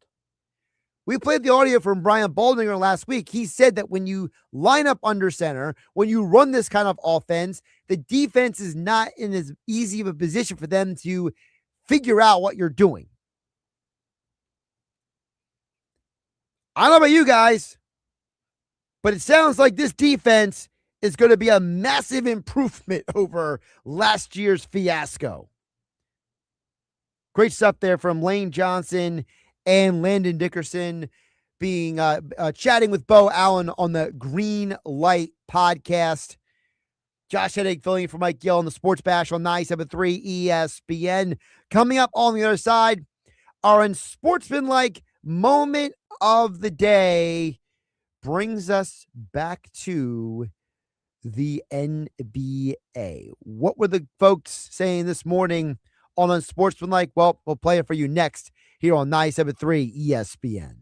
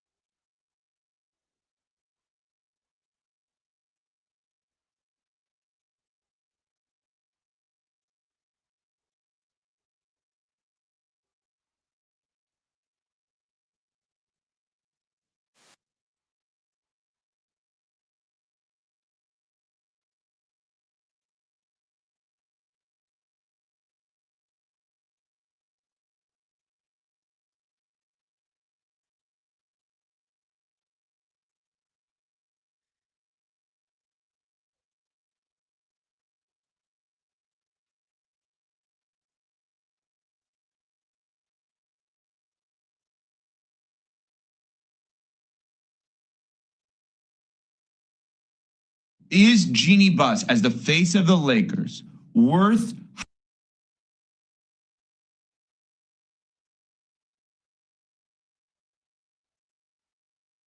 Is Jeannie Buss, as the face of worth having still if you're Iger and Kushner, or because of the fact that you're spending the $12.5 billion in terms of the valuation, not the money, but the valuation, you need a clean slate here? Well, I don't know that you need a clean slate, but I also don't think that you need the redundancy in terms of somebody that's forward facing, representing your franchise in the business community. You have Bob Iger. He's one of the most respected executives, not just in sports, but in the Fortune 100. So I don't know that you need Jeannie Buss being able to, conduct the business and the day-to-day operations of the franchise. If you need another face, you got Magic Johnson that's still there. Unfortunately, like this morning, heard 6 a.m. at 10 a.m. Eastern. That was Chris Danny, Evan Cohen, and Kimberly A. Martin filling in for Michelle Coleman. This is a fascinating question. This was kind of a part of the whole Lakers sale, family drama. I didn't really factor in. I'm glad they asked this morning because I've done a lot of reading over the years about, the behind the scenes of these companies' operations for the NBA but also Disney. Bob Iger, those who don't know, he was the longtime CEO. Then he retired. The guy who replaced him almost drove Disney into complete oblivion. He had to come back, save the company, clear out a lot of the individuals who were, for lack of a better term, using their platforms with content creating to push agendas. Those out there who understand know what I'm talking about. He cleaned a lot of that up, and he has been credited with basically being directly responsible for the revival of ESPN, Disney Plus, and now he's leaving Disney again. And maybe in today's modern age, for a franchise like the Lakers to move into the next era of business, maybe they do need a Bob Iger who's going to bring different ideas, who's going to be a little less gregarious. Not that Jeannie busted a bad job. She did an amazing job for decades, but maybe it is time for a change. Maybe that is what is important for the NBA and the Lakers moving into the next new world of business. Football at 4 coming up next.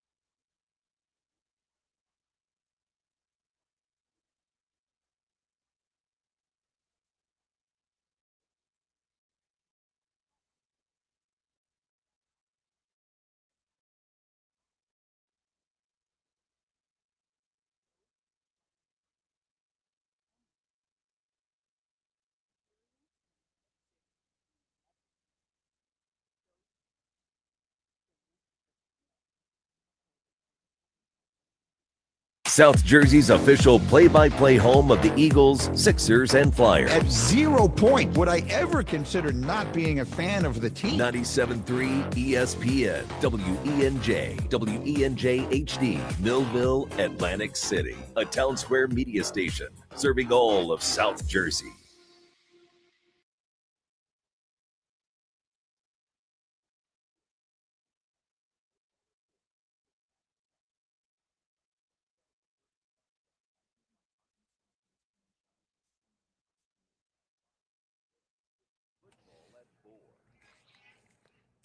Football at 4, powered by the Inside the Birds podcast, InsideTheBirds.com.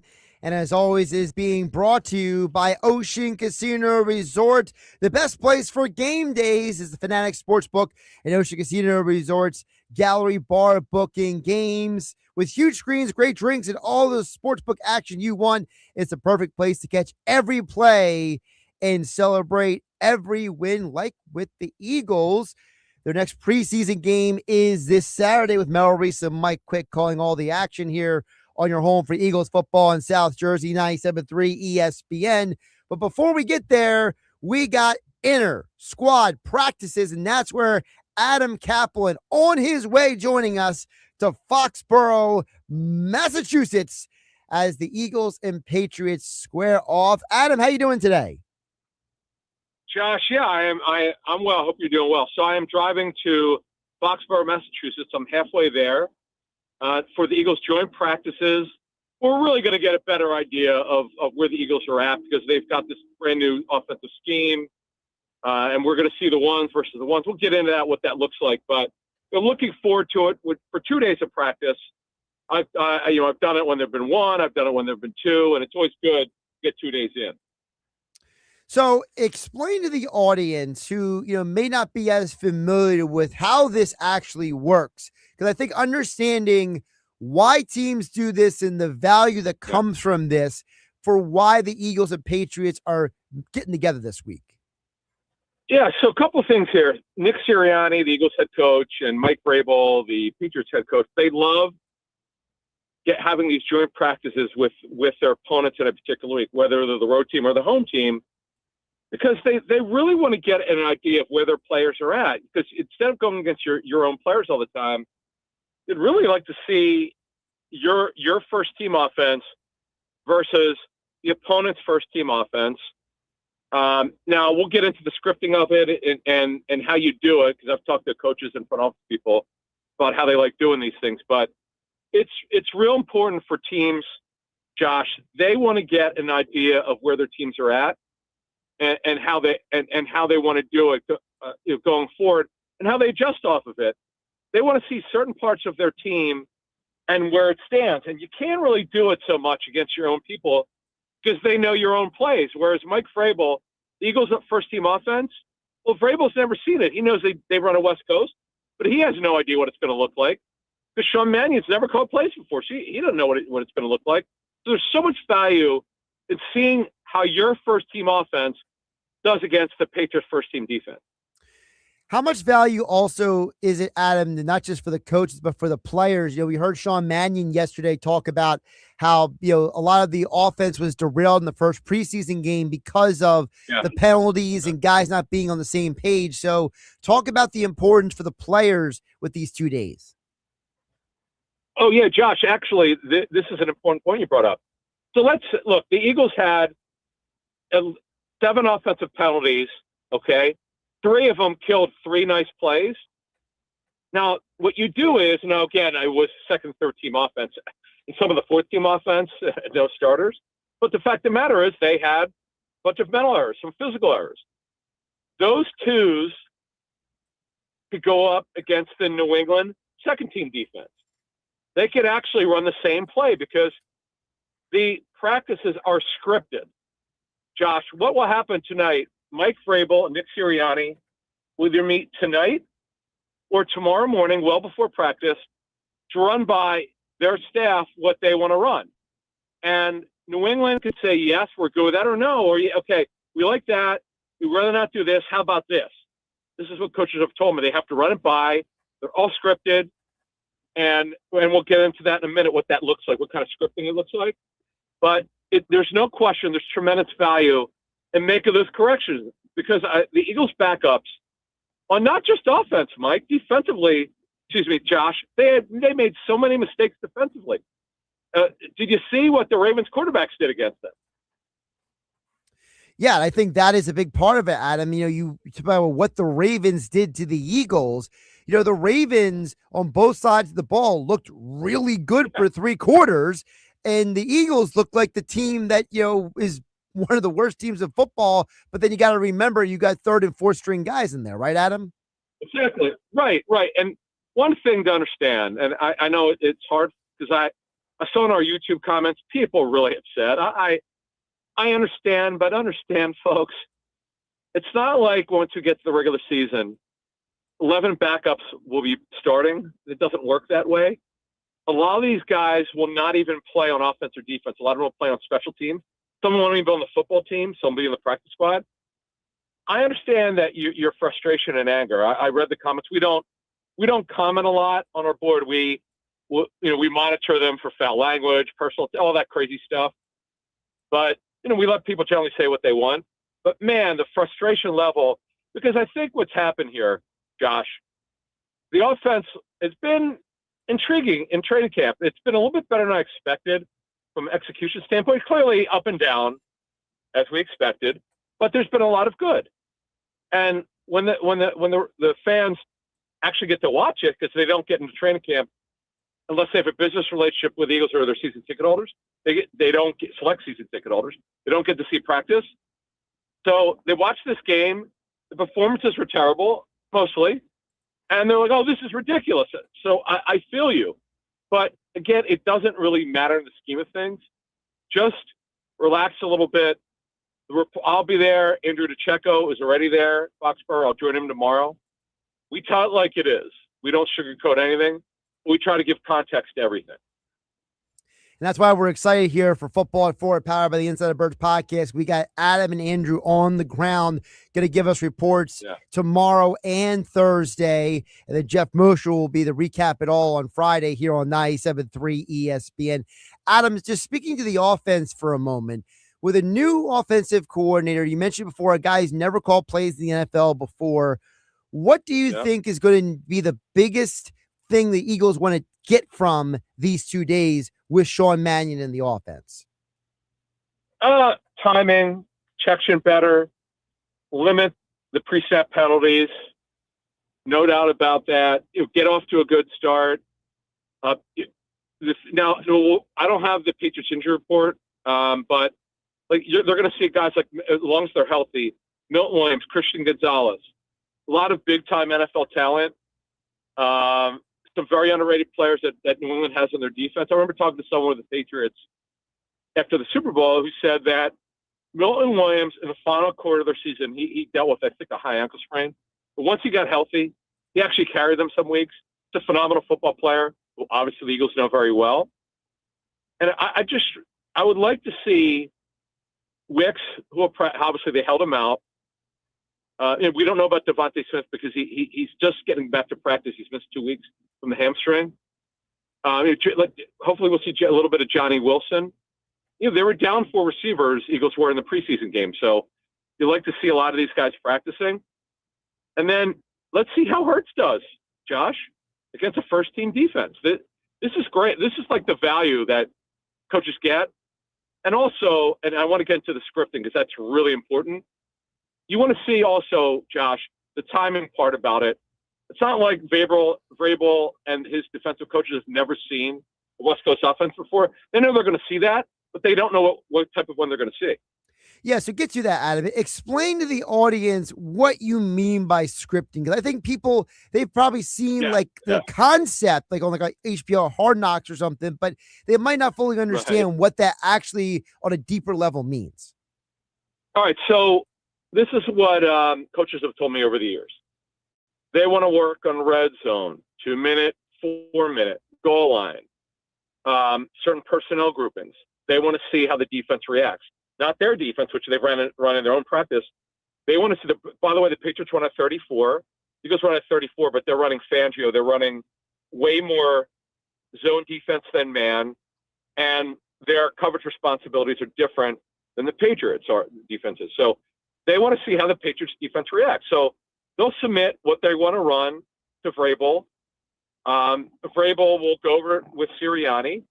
I don't know that the coordinators will be there or not, but they'll want to go through this, Josh, and they'll talk about it. The Patriots will submit what they want to run, what they want to work on, and it'll be fun. And I cannot wait to see the Eagles' first-team defense and that phenomenal defensive line against just an okay Patriot offensive line, just okay. And Drake May was a gunslinger, and obviously A.J. Brown, and the drama of that. It's going to be kind of comical, And seeing Quinion, seeing Mitchell versus A.J. Brown, or obviously will Reek Woolen be on him? That's going to be that. Talking about matchups, that's going to happen one way or the other. And Romeo Dobbs, I know they're really excited about, and some of the interesting offensive talent and running backs the Patriots have. So lots of challenges, and the scripting of how it's going to look, it's going to be very, very interesting. And speaking of the defense, Adam, talk about who you're going to be keeping an eye on the defensive side of the ball, because we know that even though Fangio, he's established, he's the play caller, we know what he is, but there are some guys, as you and I talked about on Friday, who are on this defense. They are fighting for roster spots. Oh, good spot. Good point, because, I was talking to Andrew earlier today. One of the biggest concerns that I have is the depth at corner is not very good. Fangio, not that we didn't know this, we've told our Patreon members this 5 months ago. Vic Fangio does not want Budejen playing corner if he can help it. Now, Jonathan Jones is hurt. We don't know when he's going to be ready, okay? You get start practicing fully, okay? Ja'Cory Bennett's hurt. He's not had a good camp. Mac McWilliams, up and down camp. The Eagles' quality of depth at corner is not very good. The Patriots can spread them out. The Patriots are like 6 deep at receiver. Well, if they run a lot of 11 personnel against the Eagles, Josh, that's not good. I want to see how they react. On your question, I'd love to see them spread them out. I want to, because you know what? If I am Vic Fangio and Howie Roseman, Eagles general manager, I want to know the quality of my players, not going against my own players. I want to see how they play in practice against our guys. And there's no question. This is a big deal. Really glad you brought it up that way. Great way to frame the question, because they're going to learn about the depth at corner. Okay. Yep. The edge rush depth, Arnold Ebiketie, they're really excited about, paying him over $4 million, fully guaranteed. And my guy, Jay Alexander, who's been our number 58. We're in Trent Cole's old number. He's been our guy since he was drafted. We've been high on him ever since he was drafted. We didn't think he'd be this good this early. Want to see how he goes against the team that was in the Super Bowl last season, Josh. That's what makes this thing exciting. Should also mention to you, barring a major surprise, the weather's going to be good. So we're not going to have that problem. So this is going to be fascinating, Josh, to see how it all plays out. And the other thing is, Adam, it's not just, who the specific guys are, but you're going against a quarterback who is extremely different than Jalen Hurts. Drake May is not risk averse like Jalen Hurts is. No, he's very aggressive. He's a gunslinger. He's very athletic. He can run. He's big. He's coachable from what I'm told. I am really looking forward to this, man. And you know what? With Hurts, I've noticed this in some practices, Josh. He's made some throws where you go, wow, that's not him from last year. So let's just not assume that Hurts won't make those throws. I know that's last year. I get that in years past, but I'm fascinated to see what happens here. Really am. We will hear all about it after day one tomorrow. Adam Caplan will join us for the next edition of Football at 4, powered by the Inside the Birds podcast, InsideTheBirds.com, and follow Caplan NFL on X and Instagram for all of your NFL coverage. Adam, safe travels. Talk to you tomorrow. Thank you. See you. Josh Hennig filling in for Mike Gill here on the Sports Bash on 97.3 ESPN. And yes, as always, Football at 4 is brought to you by Ocean Casino Resort, the best place to watch the Eagles, Phillies, and all of your favorite teams on game days at the Fanatic Sportsbook at Ocean Casino's Gallery Bar Booking Games. It's Ocean's go-to game day destination with huge screens, great drinks, and all the sportsbook action you want. It's a perfect place to catch every play and celebrate every win. Big screens, big bets, game day hits differently at Ocean Casino Resort. To learn more, visit theoceanac.com. Don't forget to check out their upcoming entertainment, including Sebastian Maniscalco, September 17th through the 20th and 24th through 27th. All right, let's get into some of the things that Adam Caplan had to say there on Football at 4 here on 97.3 ESPN. And then we'll check back in on the text board at 609-403-0973. I'll see people commenting on the YouTube stream as well. My top couple takeaways is it's very obvious to me, based on what Adam was saying and what I've heard from other people, that the Eagles are viewing this joint practice for 2 days as an opportunity to almost like a scientist who has like a theory and they want to test the theory. So they're putting, they had their theories and their ideas in a controlled environment, and now they're putting it in an environment that is not controlled, right? So it's the idea of, the variables. Now you have things that you can't always predict or expect. They know who Jalen Hurts is on defense. They don't know what Drake May is going to do. That dude is a wild card as a quarterback. What is A.J. Brown going to be like across from Romeo Doubs versus what he was like across from Devontae Smith? Are the Patriots going to ask A.J. Brown to do things differently than what they asked of him in Philadelphia? And what about the scenario where, listen, we can talk all we want about Quinyon Mitchell versus A.J. Brown. What if there's a scenario where they spread them out and they break out of the huddle, and now all of a sudden it's Budejen or a Mac Williams or a Jacorian Bennett or whoever in the slot against A.J. Brown? How does Philadelphia adjust in those situations?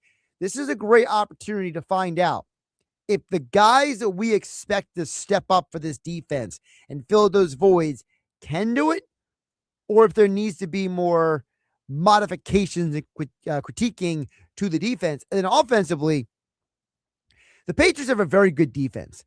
We all knew last year during that playoff run that was a Super Bowl caliber defense that got completely taken advantage of by a very good game plan by the Seahawks. You don't think they're coming into this year trying to rebound from that, how to pivot and get back to their winning ways? And Christian Gonzalez, he wants a new contract, their number one corner. I am willing to bet that Gonzalez is the type of guy who's going to take these joint practices as an opportunity to show the Patriots, hey, don't overthink this.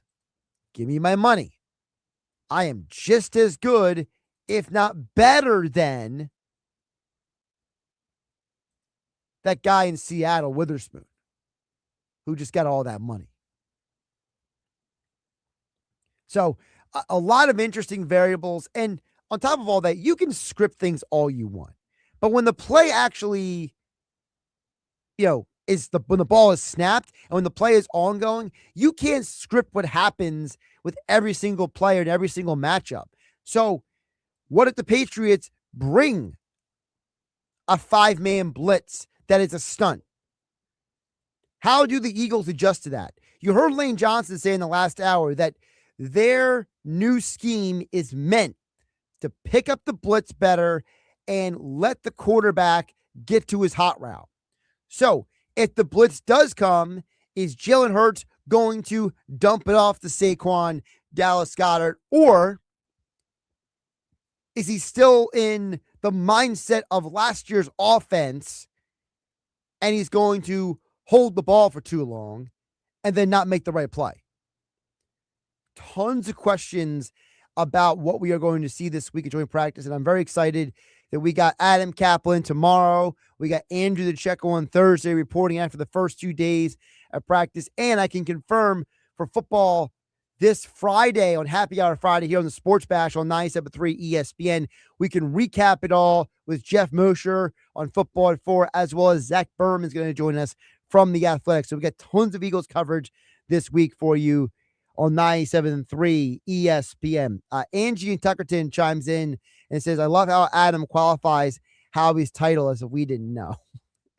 Well, the reason why he has to do that is, Angie, you and I might know what Howie's title is.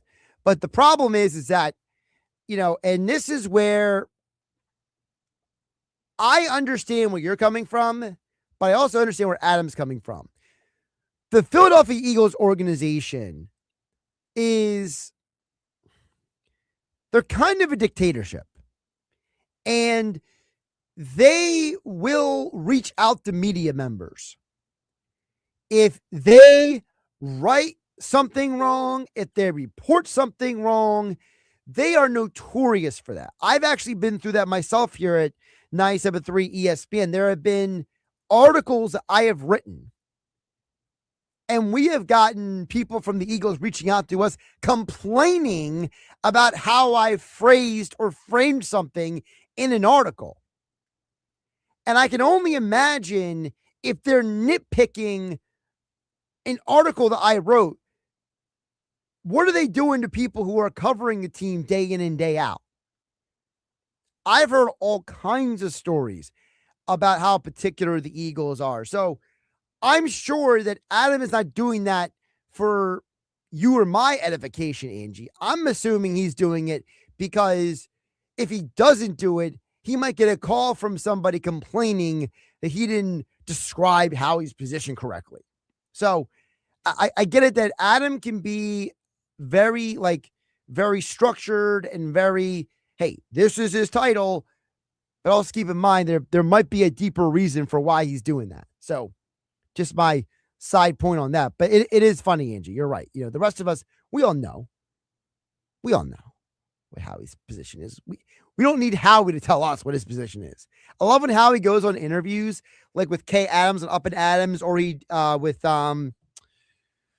oh my goodness, the guy used to Todd McShay. He went on Todd McShay's podcast that streams on Netflix, and he's correcting Todd McShay and Kay Adams about what his job title is. Like, it's just so goofy. Like, Howie, it doesn't really matter what your job title is. Let it go. Rico chimes in on the White Horse RV text board at 609-403-0970. This is Josh. Great rant earlier on the new offensive philosophy. I love Jalen and the steely look he has in his eyes, although he wished he was more of a cheerleader on the sidelines like that one game last year. My main concern is whether the receivers will run great routes and catch the ball. That's from Rico on the White Horse RV text board. Rico, I will say, I think part of the reason why Wicks is here is because of the point you just made. Before Wicks was brought in, the Eagles really only had one high-level route runner, and that was Devontae Smith. Outside of Smith, Philadelphia didn't really have another guy who can be a quality route runner.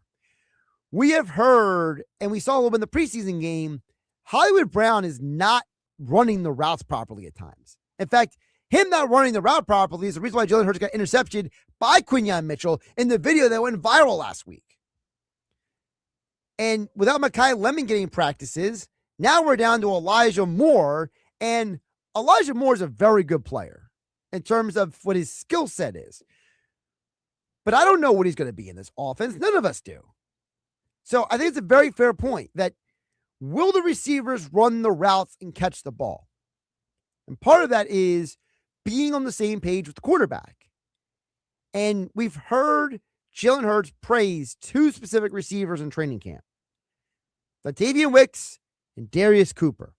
And I wouldn't be surprised if there's a scenario where you're going to see a lot of Darius Cooper this year, because in third down situations, Hurts and Mannion might be sitting in those meetings before Sundays saying, I can't really trust fill in the blank guy, but I trust Darius Cooper in the situation. And now you might have seen Cooper on the field instead of a Hollywood Brown, Elijah Moore, or a Mekhi Lemon. something to think about as we get ready for the start of the NFL season. Josh Hennig filling in for Mike Gill here on the Sports Bash, 97.3 ESPN FM, the 97.3 ESPN mobile app powered by First Bank of Seattle. We're streaming live, as always, on YouTube and X at 973 ESPN. Coming up is another edition of Nick's Nugs. Nick Earnshaw is back after he hosted for 4 hours yesterday. He's back for his regular segment today on the Bash on 97.3 ESPN. The Birds are back. Catch Philadelphia Eagles preseason football as the Eagles get ready for the 2026 season. Heading to Foxborough to face the AFC champion Patriots. Saturday night game coverage starts at 6 with Merrill Reese and Mike Quick calling all the action starting at 7. He takes his drop. He's looking. He's grabbed. They're going to sack him and throw him down at the 23-yard line. Jalen Carter. This is South Jersey's radio home of the Philadelphia Eagles. 97.3 ESPN.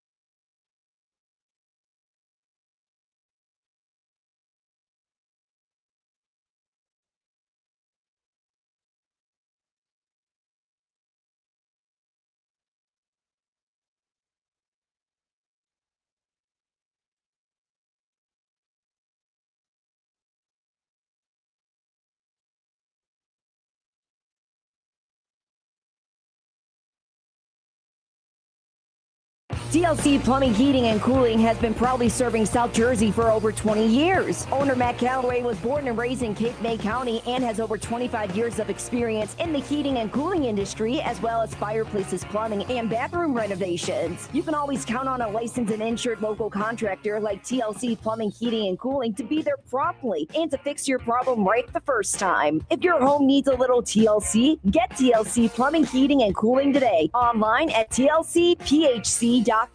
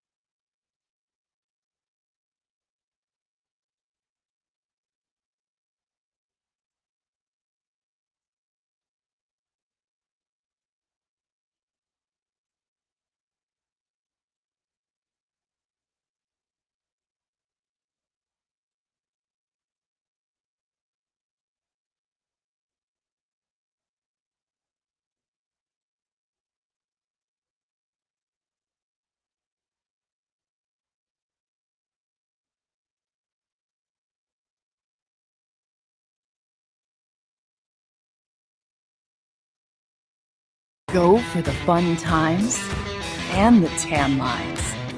Experience an Atlantic City you never knew. Go to Ocean. Go for the win. Must be 21 or older. Gambling problem? Call 1-800-GAMBLER.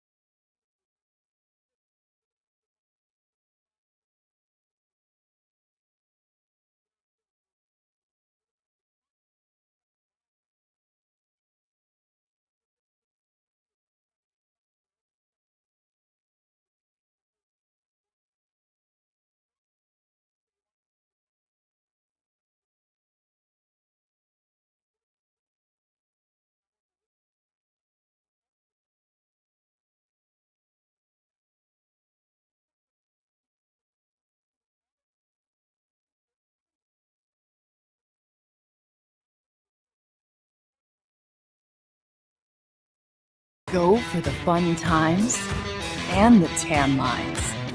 Experience an Atlantic City you never knew. Go to Ocean.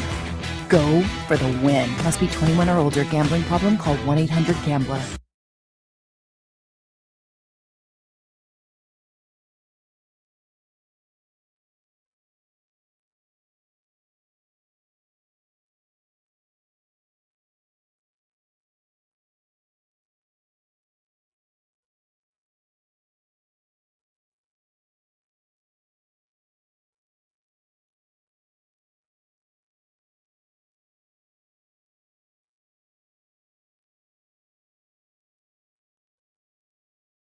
Fantasy football season is here. Book your fantasy football league draft at Chachi's 13th floor, above Villa Raffici and Absecon. For just $20 per person, your draft package includes great food and cold beer. Chachi's 13th floor, proud partner of 97.3 and the official sports bar industry ace restaurant. LeBron James plays here. LeBron off the dribble to the left side, hangs, fires, jumper in the air, good again.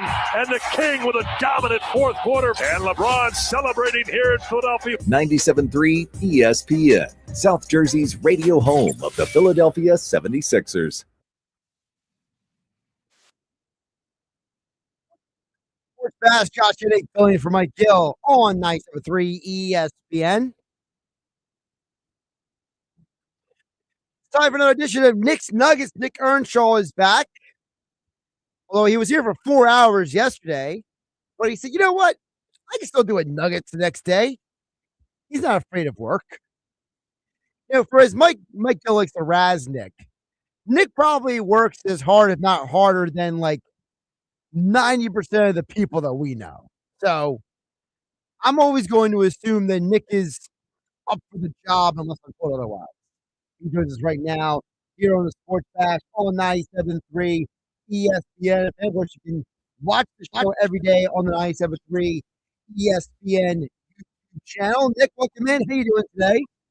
What's going on, Mr. Josh Hennig? How are you? Another Phillies win last night. I mean, hey, they're getting hot. I just don't think it's going to last very long, Josh, as we talked about throughout the program yesterday. But I'll tell you what, they got to win. But nugget number one, I'll get into in a second. But hey, they're putting together wins right now. They're stringing together wins, and that's all you can ask for. Christopher Sanchez, league leading 16th win last night. That's all you can ask out of your guys, and they found a way to get it done, even though there was a little controversy last night. Yeah, I gotta tell you, if the Marlins are going to complain that much about that, then I don't think they watch sports in general, because there's bad officiating and mistakes every day of the year when it comes to professional sports. So how about you just go out and do your job and don't worry about the umpires? All right. So that's where I want to start with nugget number one, though, is that call, because I mean, that did change the game. However, listen, the Marlins had a case. It was a bad call. It was brutal. I don't know how he missed it. It was egregious. It was right on the white chalk. And I know the bases were loaded, and I know Otto Lopez runs very well. But I think they got it right. Given the 2 runs to the Marlins was fair. I think that was the right call. I think Bryce, if he's running full sprint to get that ball, no way a 3rd run is scoring and the bases are cleared. I think they got it right. They figured it out. They fixed it. That type of call can't happen in like a postseason game, etc. And it shouldn't happen ever. But I thought the umpires did get it right, Josh. Even though that's a big call in a close game. That just can't happen. That can't happen. And I'm doing this as a Phils guy. Come on. You can't get calls like that wrong at the major league level. It was so bad, but I think overall they got it right in the end. Giving them the 2 runs, that 3rd run wouldn't have scored, even with how fast the runners on base were. Yeah, listen, it was a bad call. I don't think anyone in their right mind is going to argue that. What I'm arguing is you still could have won the game. Like, it's not like that was the reason why you lost the game. Like the Marlins are trying to act like, and I don't know if you heard the video. It's actually kind of funny of the Marlins broadcast, their side of it. Yeah, I did. Like they're acting like that was like that doomed them or something. And you know, just to me, it's like, listen, it's like Hey, Marlins, you ever watch a football game or an NBA game or a hockey game? Bad calls happen all the time. Teams got to rebound and respond and work around it. Maybe that's the reason why you're not a playoff team, because you don't know how to handle adversity and you let the Phillies find a way to beat you instead of you find a way to beat them. Yeah, I totally agree. And they had plenty of chances to win that ball game. That was one that they could have gotten, but I think in the end, the call was right. It was egregious. It was bad. However, this is why you have replay, and they ended up figuring it out, getting it right. So, I mean, I understand from the Marlins perspective, getting thrown out of the ball game. Okay, I get it. You're going to be mad because you think, hey, we have a run that's pretty fast. We think he might be able to score on something like that. I understand that. But listen, they got it right. 2 runs we're going to score. If Bryce Harper is chugging to that ball, yeah, you're only getting 2 runs anyway. Yeah, I mean, it's whatever. I mean, I feel like the Marlins made such a big deal out of it that it became a national story, whereas if they would have just shut their mouth and tried to win, oh, wait, they didn't. So the Phillies are now have the best record in baseball in 1-run games at 22-11. You know who doesn't have that record? The Marlins. They do not. They do not. All right, there you go. Nugget number 1. Let's move on to nugget number 2. I do want to talk about the 76ers. And I'm scrolling social media. Oh, dude, are you kidding me? I mean, why wouldn't I want to talk about the 76ers the way this team had an off season? No, I'm scrolling social media, and Tyrese Halliburton ended up on another podcast. I mean, shocker, right? And you and I, we do the dirty work for Mr. Mike Gill. We listen to some of these player podcasts and some of these random podcasts, to make sure he's informed about what's going on, because they're very important. They're very important. They got some nuggets on some of these podcasts. You're just like, you're just up and saying this? So I don't know if you remember years and years ago during the Ben Simmons saga, okay? Take yourself back to that time period when we didn't know who was going to get traded for. Was he going to get traded to the Kings? Was he going to get traded here, there, to Brooklyn? It ended up being to Brooklyn for James Harden. But the rumors surrounding Tyrese Halliburton were always out there and always around. And apparently they got so loud that Mr. Joel Hans Embiid even tried wink, wink recruiting Tyrese Halliburton. Take a listen to what Tyrese had to say. GM's being weird. I think you might be getting traded. I'm like, what? And then I'm trying to make some calls because remember Philly, they was talking about they were either like there was a big talk of Fox for Ben Simmons or me for Ben Simmons. Right. And when we had played Philly, Joel was like, yo, like, what we doing, right? And I'm like, I don't know. I'm in my second year. Like, what are you talking about? So I'm like, I called my best friend George Nia, and I called him at the time. I'm like, yo, what are you hearing? He's like, let me ask. And he was like, nah, it ain't Philly.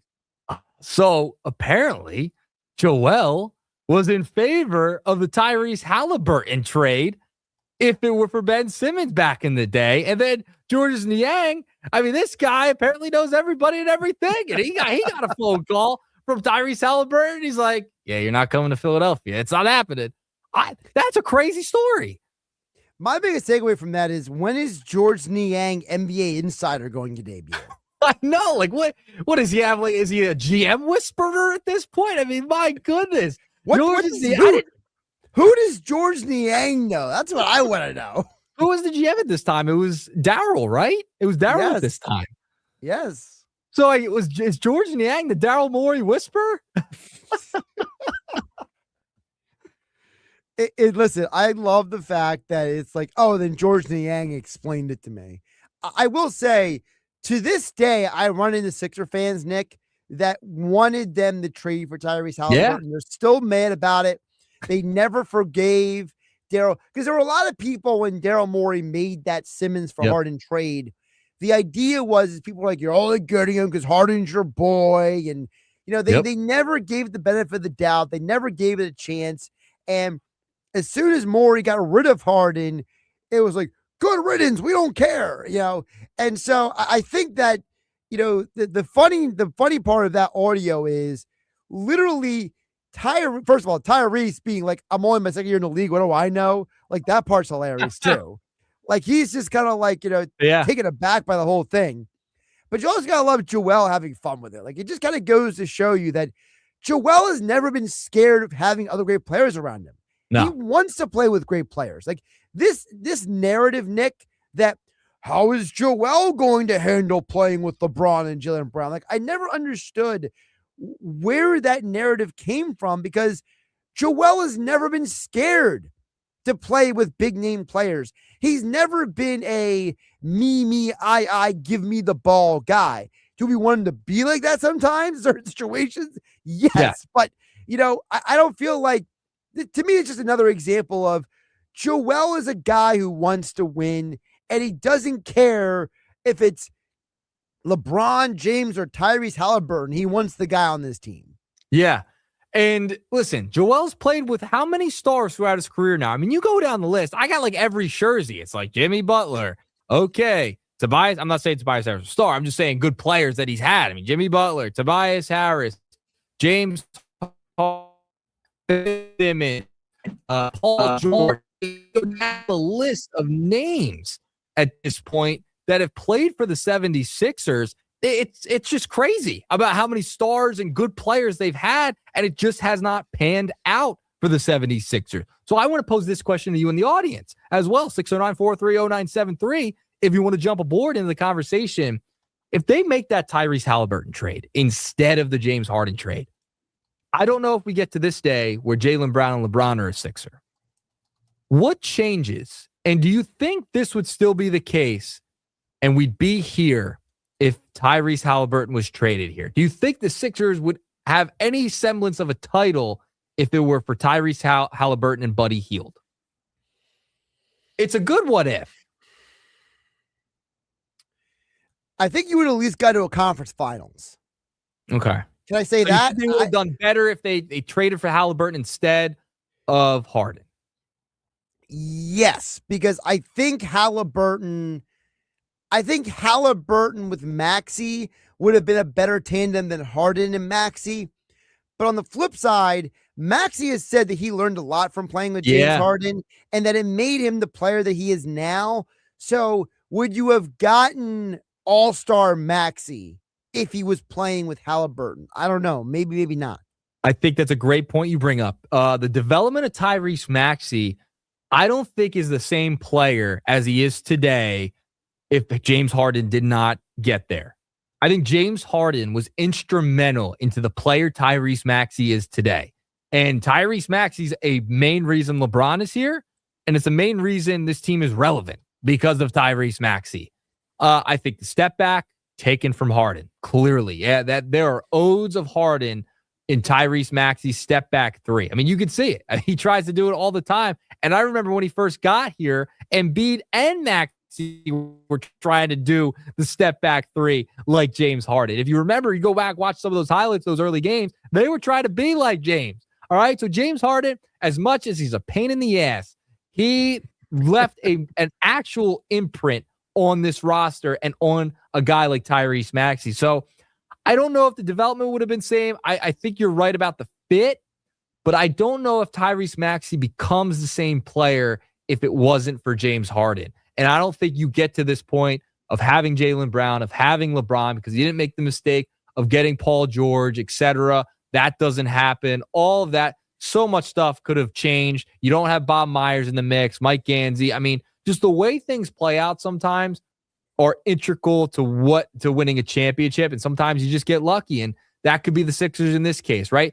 If the Sixers win a title with this core, all that happened before that was all for a reason, right? Chip Kelly.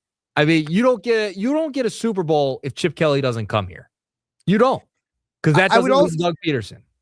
I would also say, and this is maybe the unintended consequence of the butterfly effect here. Yep. But if the Pacers don't get Halliburton, is there someone else that they get? Because the Pacers were very actively shopping Sabonis. So do they end up with Dame Lillard? Do they end up with Karl Anthony Towns? Do they end up with Anthony Davis? Like, there's all kinds of guys who have been traded over the years that you have to wonder. I'm not saying it would have happened, but the Pacers were very intent on trading Sabonis because they didn't want to give him a contract extension. They got Halliburton. But if it wasn't Halliburton, could have been somebody else. And it's like, okay, you have Halliburton and Maxey, but you don't have VJ Edgecombe. You don't have Jalen Brown. You don't have LeBron. So is not having Halliburton for 2 years, but getting those other guys worth it? Yeah. It's crazy the effect one move can have on an entire league, on the way things go, on the way teams shape their roster, on decision-making, etc. And that one move of him not coming to Philadelphia in that Ben Simmons trade changed a lot of things. And now this is what you get. Jaylen Brown and LeBron James are 76ers. I mean, you can go back to that as a big reason as to why Jaylen Brown and LeBron James are 76ers because of the decisions back then, Josh. All right, so I got a nugget for you.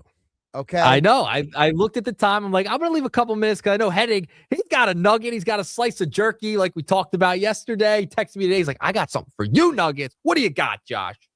So I'm listening to on Sportsman like this morning. Oh, boy. And, fellow Eagles fan Pat Costello took umbrage with something that Mike Golick Sr. said on the Golick show. Okay. So a little ESPN radio and ESPN radio crime. And I want you to weigh in on this because it's not a sports thing. Mm-hmm. It's kind of a bro question. All right. Okay. So if you have further questions, I will answer them. So what I did was I found what Golick Sr. originally said. Okay. And I got Pat Costello's complaint about it. And I want your and the audience's reaction. Here we go. I can't believe you guys played beer pong in your mid-30s. My fiance was the commissioner of the Stanford Business School Beer Pong League when she was there. Wow. Busted out an American flag fanny pack that was full of like 20 ping pong balls. Never seen anything like it in my life. So old habits die hard, as do leftovers here on this show. Golick Sr., what's wrong with playing beer pong in your mid-30s? Beer pong is super fun. I don't know what's wrong with this. I don't know why he's got an issue with that one. Nick Earnshaw, your thoughts? Ooh, all right. So I'm pushing 30 now, as we talked about yesterday. I think it's still okay for me to play beer pong. I think once you start hitting your mid-30s, I think you got to retire from the beer pong. Really? I think you got to retire. Yeah, it's a little collegey. Like, listen, in college, I was a beer pong king. All right, let me tell you. You could not get me off that table. That's probably why I'm still single, because he couldn't get me off that table. And I am a very competitive individual. There was one time in college, I went like 20 games, 25 games in a row. All right. And I was just the king. All right. But I think once you start hitting your 30s, it's like you got to go to horseshoes. Okay. Horseshoes, I think, might be the game for you in the backyard. So I think the beer pong's got to be out in the mid 30s. I think it might have to be. If you're playing with your kids, like they got the big beer pong, not like the pong thing, that game with the giant cups now on the beach with the family, that's fine. But the actual beer pong itself in the mid-30s, I think you're a little past it. I think you're a little past it at that point. Wow. All right. So I got to admit, that's not the answer you expected, huh? No. And I disagree with you on this because to me, there's nothing more like nostalgic than hanging out with your boys and you're just sitting around and someone suggests to play anything that you did when you were younger. Like, I'm in my 40s. Okay. I'm way ahead of you in this situation. You are. So you have more of a say here. So like for me, I look at it like this. Are we going out of our way to play beer pong? No. Are we going to house parties? People have it set up in their house? No. Most of the times, it's something that might come up randomly. Like when I was younger, the other game we used to do aside from beer pong was Cards Against Humanity. That was a big deal. Yes. At 12 o'clock at night, 1 o'clock in the morning at a house party. All right. So it's like, it's not that we're looking to do these things. Because guess what? Guys in my age, we are playing horseshoes at the beach. We are playing cornhole. Okay. Yep. But every once in a while, you might be at a buddy's house and they might be like, maybe their kids are asleep. They can't go out to the local establishment, right? They can't go hang out at Ocean Casino Resort like you were yesterday with Pete G. And it's like, what are we going to do? And they're like, I got solo cups and pong balls. You want to play beer pong? I can't go out. Sure, why not? Why don't we go pick up something in the local liquor store and we'll just hang out for the night? Be responsible. I hear you. I haven't played beer pong in a couple of years, and I'm 26. I'm 26 years young, and I haven't played it. I haven't gotten the urge to play it. That's the other thing. Like, I think it's okay if it's like you're in your mid 30s and like you're at a grad party or something like that, and someone's graduating college, and you're there for like your nephew or your niece or something. They got the beer pong out. You want to play a couple games, fine, okay. But you shouldn't be going out of your way to bring out the table, set up the cups at like 36. See, I think you go out of the way, it's a little much. I think the game is Flip Cup. To me, Love that's Flip the Cup. game Yeah. where it's like you get to a certain age, you're not playing Flip Cup anymore. Yeah. Flip Cup's out. What about dies? Beer die out too? Oh, yeah. That's just gotta be out. I didn't even do that when I was in college. Like, I did. always thought it was dumb. Now, it was my game. Beer pong was my game. And I will say I was a king at it. Absolute king. Shout out, go Profs. All right, there you go, Hennig. Little nuggets for you. Love it. Nick Earnshaw will be back tomorrow for a Hump Day Wednesday edition of Nuggets here on 97.3 ESPN. Nick, talk to you later. Talk to you later. All right, coming up on the other side, we got Phillies Fastball here on 97.3 ESPN. Oscar Budejen is back, and we'll get his perspective on Phillies winning 6 of their last 8. Should we get excited? We'll ask Oscar next on 97.3 ESPN.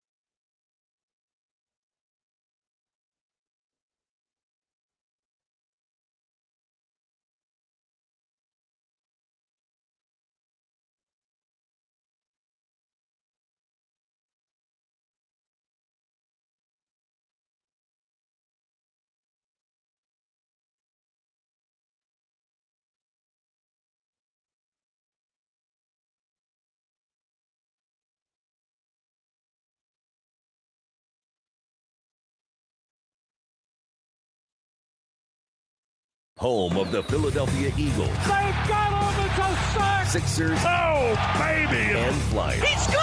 97.3 ESPN. WENJ. WENJ HD. Millville, Atlantic City. A Town Square media station serving all of South Jersey. This is the Sports Bash with Mike Gill on 97.3 ESPN and the 97.3 ESPN free mobile app. Now live from inside the Ocean Casino Resort Studio, here's Mike Gill.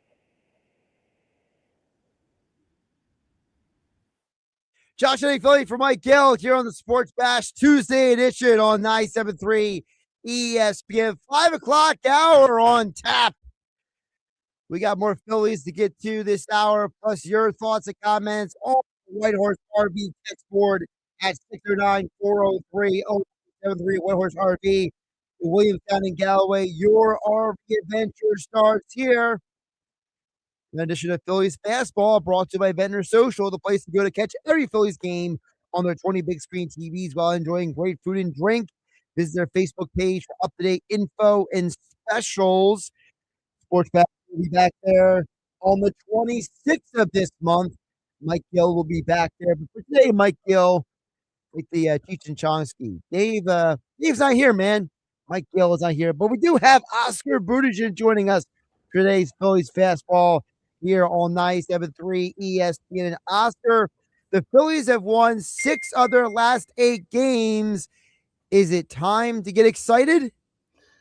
Well, I mean, it's moving in the right direction. Let's just put it that way. And the fact, the news coming out of the dugout in Arizona or the clubhouse in Arizona is not very promising. With Ketel Marte missing the game yesterday, missing in action. He didn't show up for the game. And I'm hearing that he's on the way back to Arizona. I mean, he's probably, if not a better hit. I mean, I love Corbin Carroll, but Ketel Marte is not too far behind. I mean, among the top 2 players in the Arizona Diamondbacks. So, look, the Phillies are hitting like they have not hit in a while. I was looking at some of the stats here by some of the guys. I mean, in the month of August, 16 games for Harper, 321 batting average, and a slugging of 547, 520 on base percentage, and 1,067. And then everybody's asking the question, why is Luis Arraez hitting 4th? So I think the Phillies knew something about it. Even though Arraez is not playing, I mean, he has a 624 OPS in August. Look, you look at what Alec Bohm is doing.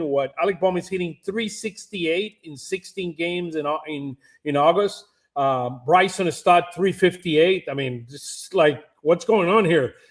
It just extend the whole lineup, and it just takes it to another level. You mentioned about the hitting. I wanted to ask you about that as well, because Bryce Harper is on this 21-game on-base streak. So I did a little research, Oscar. Are you familiar with what happened when the last time Bryce Harper did not get on base? No, what happened? So I did a little tracking of it. That was the day that Harper said we need more help, and he got criticized for it down in Miami. Ever since he said that, he's done his job, Oscar. He's got on base 21 straight games. Like, think about how wild this is. Remember people were criticizing him for saying, oh, why are you saying we need help? You need to go out there and do your job. You know what Harper said? I am going to do my job. Watch this. I mean, the reality is, and we knew it all along, that this is a flawed lineup that has issues. For the first time in a while, Harper has protection behind him that he didn't have before in somebody that makes so much contact like Arraez. So it makes a whole world of difference, and people are pitching around him, trying to get to Arraez. And look, it's showing on the numbers, and Harper is it's definitely doing his part. I mean, talking about elite, he's been elite in the month of August. I would not say the same thing about some of the other month of the year, but he's been absolutely on a tear in the month of August. How much do you think Harper's tear has kind of maybe turned into a domino for the rest of the guys? I mean, some. I mean, I could tell you some. I don't think, to me, part of the issue with the Phillies has not been Harper. I think the key guy on this lineup, I mean, it starts with Schwarber. In my opinion, this team goes how Schwarber goes.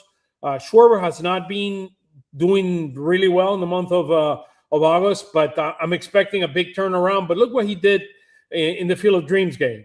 He doesn't hit those 2 home runs, and it's 3 less runs, and we have a ball game. I mean, it's that's kind of the reality of it. I do believe this team's chances stand on the bat. Number 1 of Kyle Schwarber, number 2 of Bryce Harper, number 3, you could put Arraez now in that list now that Turner hasn't been doing much lately either. So, look, it's a very streaky team. It's a team that depends too much on the long ball, in my view. I do believe that Arraez brings a different dimension, a dimension that we have not talked about enough, which is we absolutely strike out more than we should. We don't get on base on balls, and we don't get on base. So, at the name of the game, you need to get on base in order to score. If not, you depend too much on the home run, which is how this team has been living. And now with Arraez there, it just opens a new dimension that this team have not had before. And if you add that combination of Arraez to both Bryson Stott, which has been on a tear. Bryson Stott's OPS have been going up over the last 5 months. So it's not he's not like a 1 month mirage or whatever, oasis or whatever you could call. I don't necessarily trust the Alec Bohm hot streak. I think that will go off at some point, but hey, let's ride it while we can. And this team has won 5 straight games, and we gotta keep enjoying it. And look, I do believe, and I said it all along, and I said it yesterday. To me, the 3 teams that are going to be the wild card in the National League are going to be Chicago, the Cubs, it's going to be the Padres, and it's going to be the Phillies. What order? Maybe we're 5th, maybe we're 6th. I mean, it will depend on that. The interesting part, if you're 5th, you're gonna face the Cubs. If you're 6th, you're gonna play either Atlanta or the Dodgers, assuming that the Milwaukee Brewers finishing winning the having the best record in MLB, which is what I would expect. Yeah, and the Brewers needed to get Bryce Terang back on the field. He's missed a bunch of games. I think he's back tonight. I was looking at something here, and it just popped up that he might be on the lineup tonight. So I'll check as we go into the podcast. And of course, we're talking with Oscar Budejen. He's leading off. He's leading off for the Brewers. Okay, so he's back today. All right. Yeah, he's back today. Well, still, the Brewers got to keep their guys healthy in order to maintain that #1 spot. And I don't know, Oscar. I mean, the way the Dodgers are spiraling, who knows what they're going to be when October rolls around. They could turn this around, or they could keep, just kind of, putting their way to the finish line at this point. Look, the Brewers know how to play baseball, and they're really, really good at what they do. Can they do this during the postseason is the big question for the Brewers. They have not proven it to be very effective in their career. So that's something that worries me a little bit about the Brewers in general. But look, it is what it is. I mean, this team has a great chance of winning, being the #1 seed. In my opinion, the Brewers are. I do believe that probably the Braves and the Dodgers are going to fight it out for 2nd or 3rd. That's kind of how I would see it at this point. Now, I do believe, and people ask me, who in your opinion basically lost the trading deadline? And I've said it here before, and I'll repeat it again. To me, it was the Milwaukee Brewers. They needed to get Tarek Skubal. You get Tarek Skubal and Misorowski 1 and 2 in a postseason, anything could happen. I mean, they don't need to hit as much to be able to win games with those 2 guys in the mound. And Oscar, I'm not trying to cast aspersions on anyone, but I don't care what Jeff Passan and Buster Olney say. I know they're great reporters, but there's no way that the Dodgers gave the Tigers a better package than if the Brewers were willing to give up their guys. Like, if the Brewers were serious, they had the farm system to go out and get Skubal. There's no way that the Tigers would have said no to that if both offers were on the table. My understanding is that they asked for Henderson, the starting pitcher for the Brewers, and the Brewers said it's out of the questions, and they did not have further discussion. So, look, it is what it is. Each team views their world. I understand what the Brewers and how the Brewers operate, which is a low-budget team. Now with what's going to happen? I mean, with the potential stoppage that is going to happen probably December, whatever, 31st or December 1st. I mean, you're basically going to enter a very unique situation because I do believe we're going to miss games. I mean, that's my belief. We're going to miss games. And look, you have that window. You have the Rays, the Tampa Bay Rays, and the Milwaukee Brewers are very similar in terms of their profile. This is their window. This is their window to go in and win a World Series. The American League is completely wide open. Anybody can win the American League. The National League is a lot stronger when you have the Dodgers there. The Dodgers, I mean, yesterday Edwin Diaz allowed 3 more runs, so he has an 11 ERA.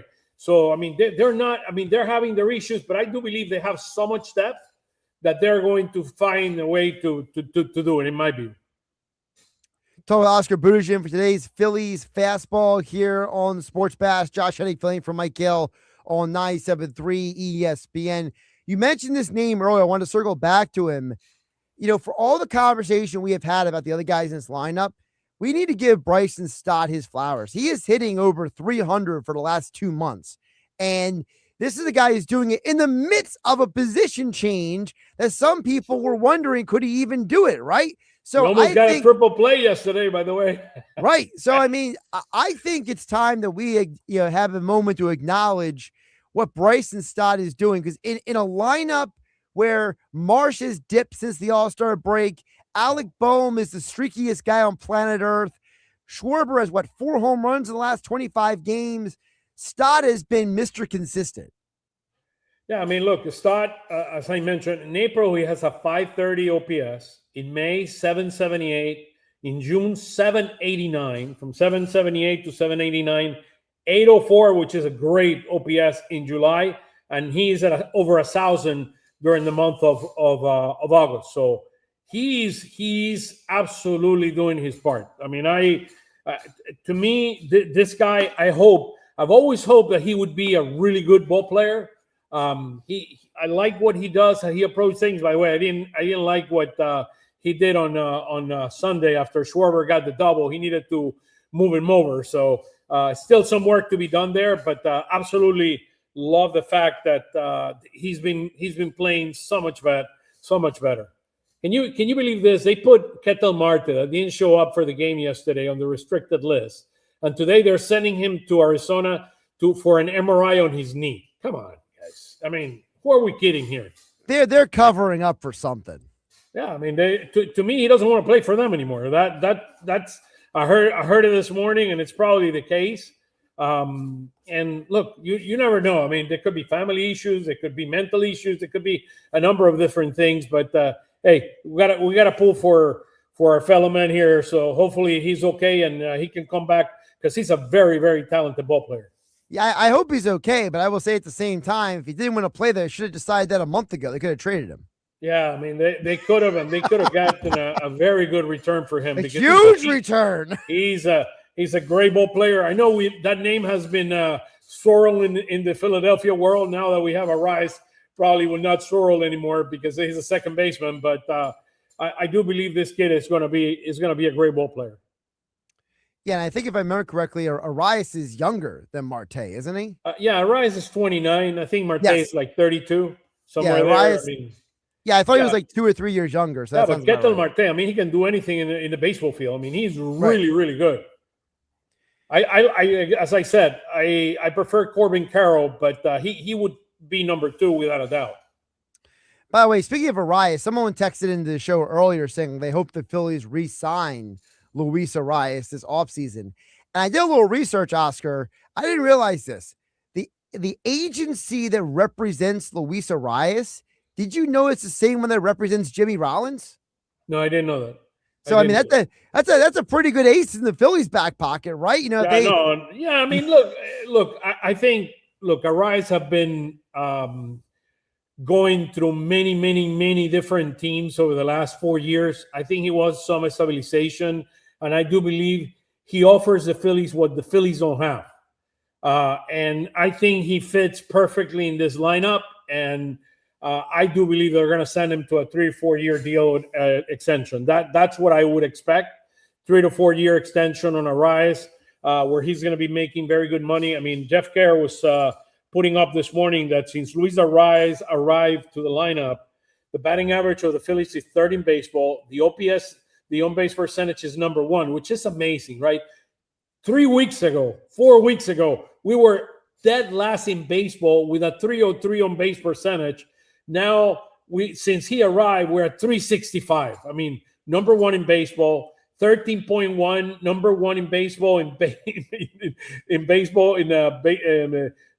on ball rates, number 30th in baseball, or the least amount of Ks. This is unheard of. I mean, one guy transformed this entire lineup. I mean, maybe him and Alec Bohm figuring out how to hit, at least for a month.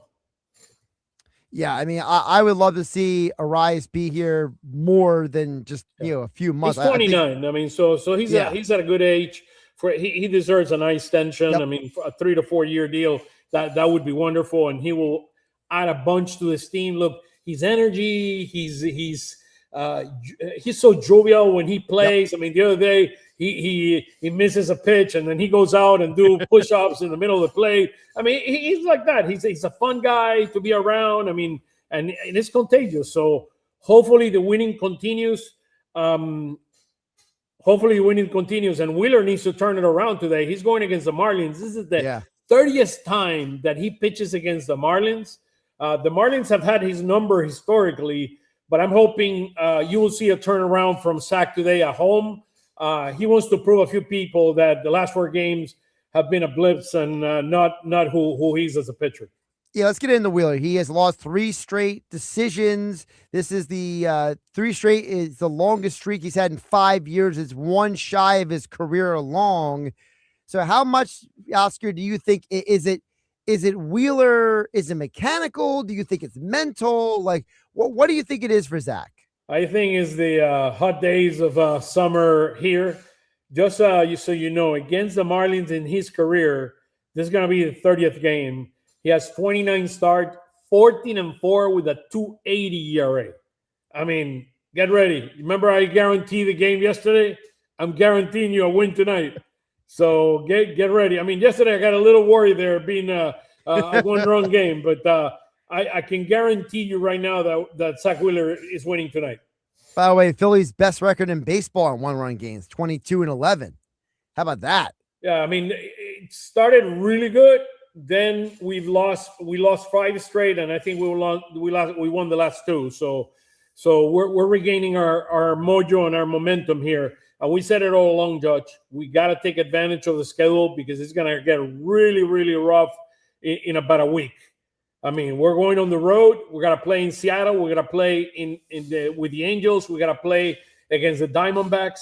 Then we come home and we play Braves, Astros, and the Braves again. And particularly the Astros and Arizona. They're in Seattle. They're in must-win situation. So it's not going to be easy.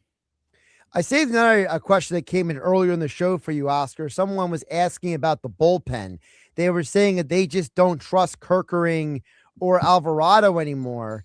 So, I mean, is Jonathan Bolin that guy now? Like, are we looking at a situation where Bolin is, basically going to be handling a lot of these 7th and 8th innings? Yeah, I mean, the question, and I was hoping Riley would be the other guy. To me, those are the 3 guys that at this point I trust the most. I do believe that McFarland has tremendous potential down the road. But look, it's a strain. I mean, like, for example, Jose Alvarado, this month, he's pitched 5 times, 9 ERA. You get like a guy like Sugar.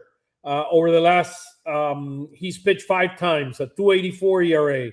Kerkering, 5.40 ERA in 9 relief appearances. Misa, 1.17. And Bolin, 2.25. I mean, to me, number 1, of course, is our closer.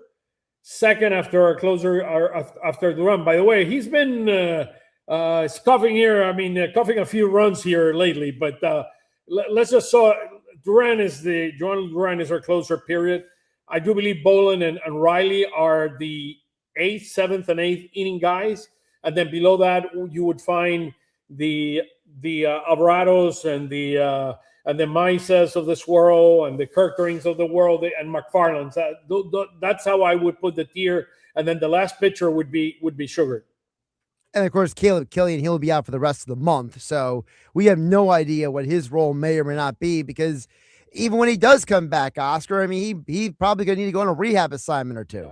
Yeah, it might be too late. It might be too late by the time we need him. He had like a 5 ERA with San Francisco. I do believe they acquired him because they have multi years with him. Yes, and I do believe this guy has potential down the road. I mean, his curve and his curveball and changeup are really, really good. They're out pitches, and he just needs to get in a system and try to make the best out of him. But I do believe that to me is a tier. Tier 1 is Johan Duran as a closer. Tier 2 is Riley and Bolin, and then the tier 3 would be Kirkering, Alvarado, Maisa, and Sugar. And a partridge in a pear tree. What was that? And a partridge in a pear tree. Yeah, look, I'm not very excited. Look, when you the postseason is where your bullpen gets completely exposed. Yeah. So the question to me is, okay, can we move Painter there? And I was telling to the guys yesterday, to Nick and Pete, I was telling them, look, can Painter, let's see how Painter finishes a year, because he could be the Sasaki of last year. Yep. He could be a guy that you could depend on, because let's be very clear. You're not going to be able to use, Durant and Bolin and Riley every single day. You might have to use them, but so you need depth. And right now, this bullpen does not have the depth that you need beyond those top 3 irons in terms of trust level. Yeah, and I think that before we let you go, Oscar, I would also say that, when it comes to Painter, you could argue he actually might have better stuff than Sasaki does.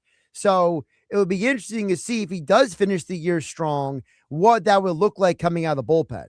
Mm-hmm. Yeah, we'll see. To me, it's wait and see.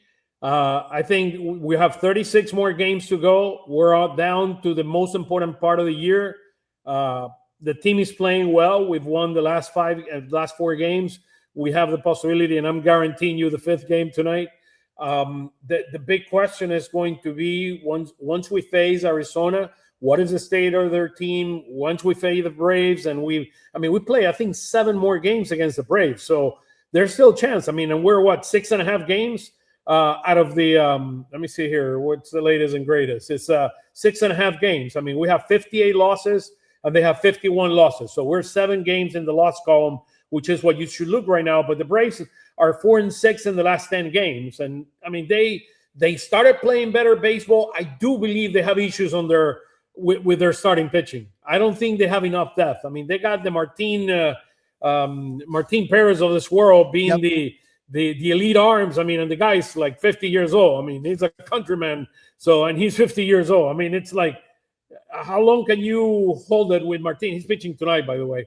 And then the Brad Elders of this world. It's this team. I like the Miley acquisition. I thought that was a very smart acquisition by them, probably blocking the Phillies from getting him. But look, outside of Chris Sale, I would not put my hands on fire for their starters. I would do for a top 3. Yeah, he's Oscar Budejen, Phillies Fastball each day on the Sports Bash here on 97.3 ESPN. Oscar will be back with us tomorrow as we get you ready for the 3rd and final game of the Phillies and Marlins series. Oscar, great stuff today. Thank you, brother. I appreciate you, Josh. See you tomorrow. And there's Campanazo time there. Derwin is putting Campanazo time. Yeah, we'll go. Campanazo! Take it easy, man. Take care. Oscar Budejen joining me here on the Sports Bash. Josh Hennig filling in for Mike Gill on 97.3 ESPN. Don't forget, Phillies Fastball is brought to you as it is each day by Ventnor Social, the place to go to catch every Phillies game on their 20 big screen TVs while enjoying great food and drink. Visit the Facebook page for up-to-date info and specials, and don't miss the Sports Bash. Will be back at Ventnor Social on August 26th. That's where you can catch Mike Gill and the Sports Bash next at Ventnor Social. Josh Hennig hanging out with you on 97.3 ESPN. We will check back in on the text board 609-403-0973. That is the Whitehorse RV text board. We're also streaming live on YouTube and X. Just follow at 973 ESPN.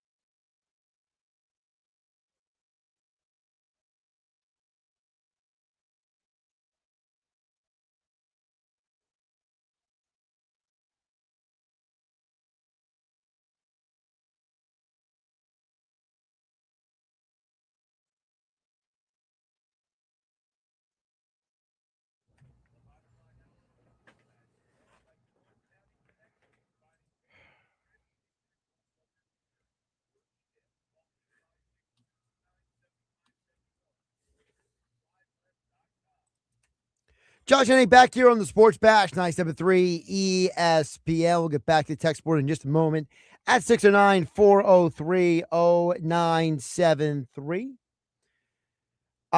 Couple things I want to hit on really quick before we get back to the text board. I did think it was interesting that the whole conversation about, for those who don't know the whole story. So, Ketel Marte, you heard me and Oscar talk about it a little bit there.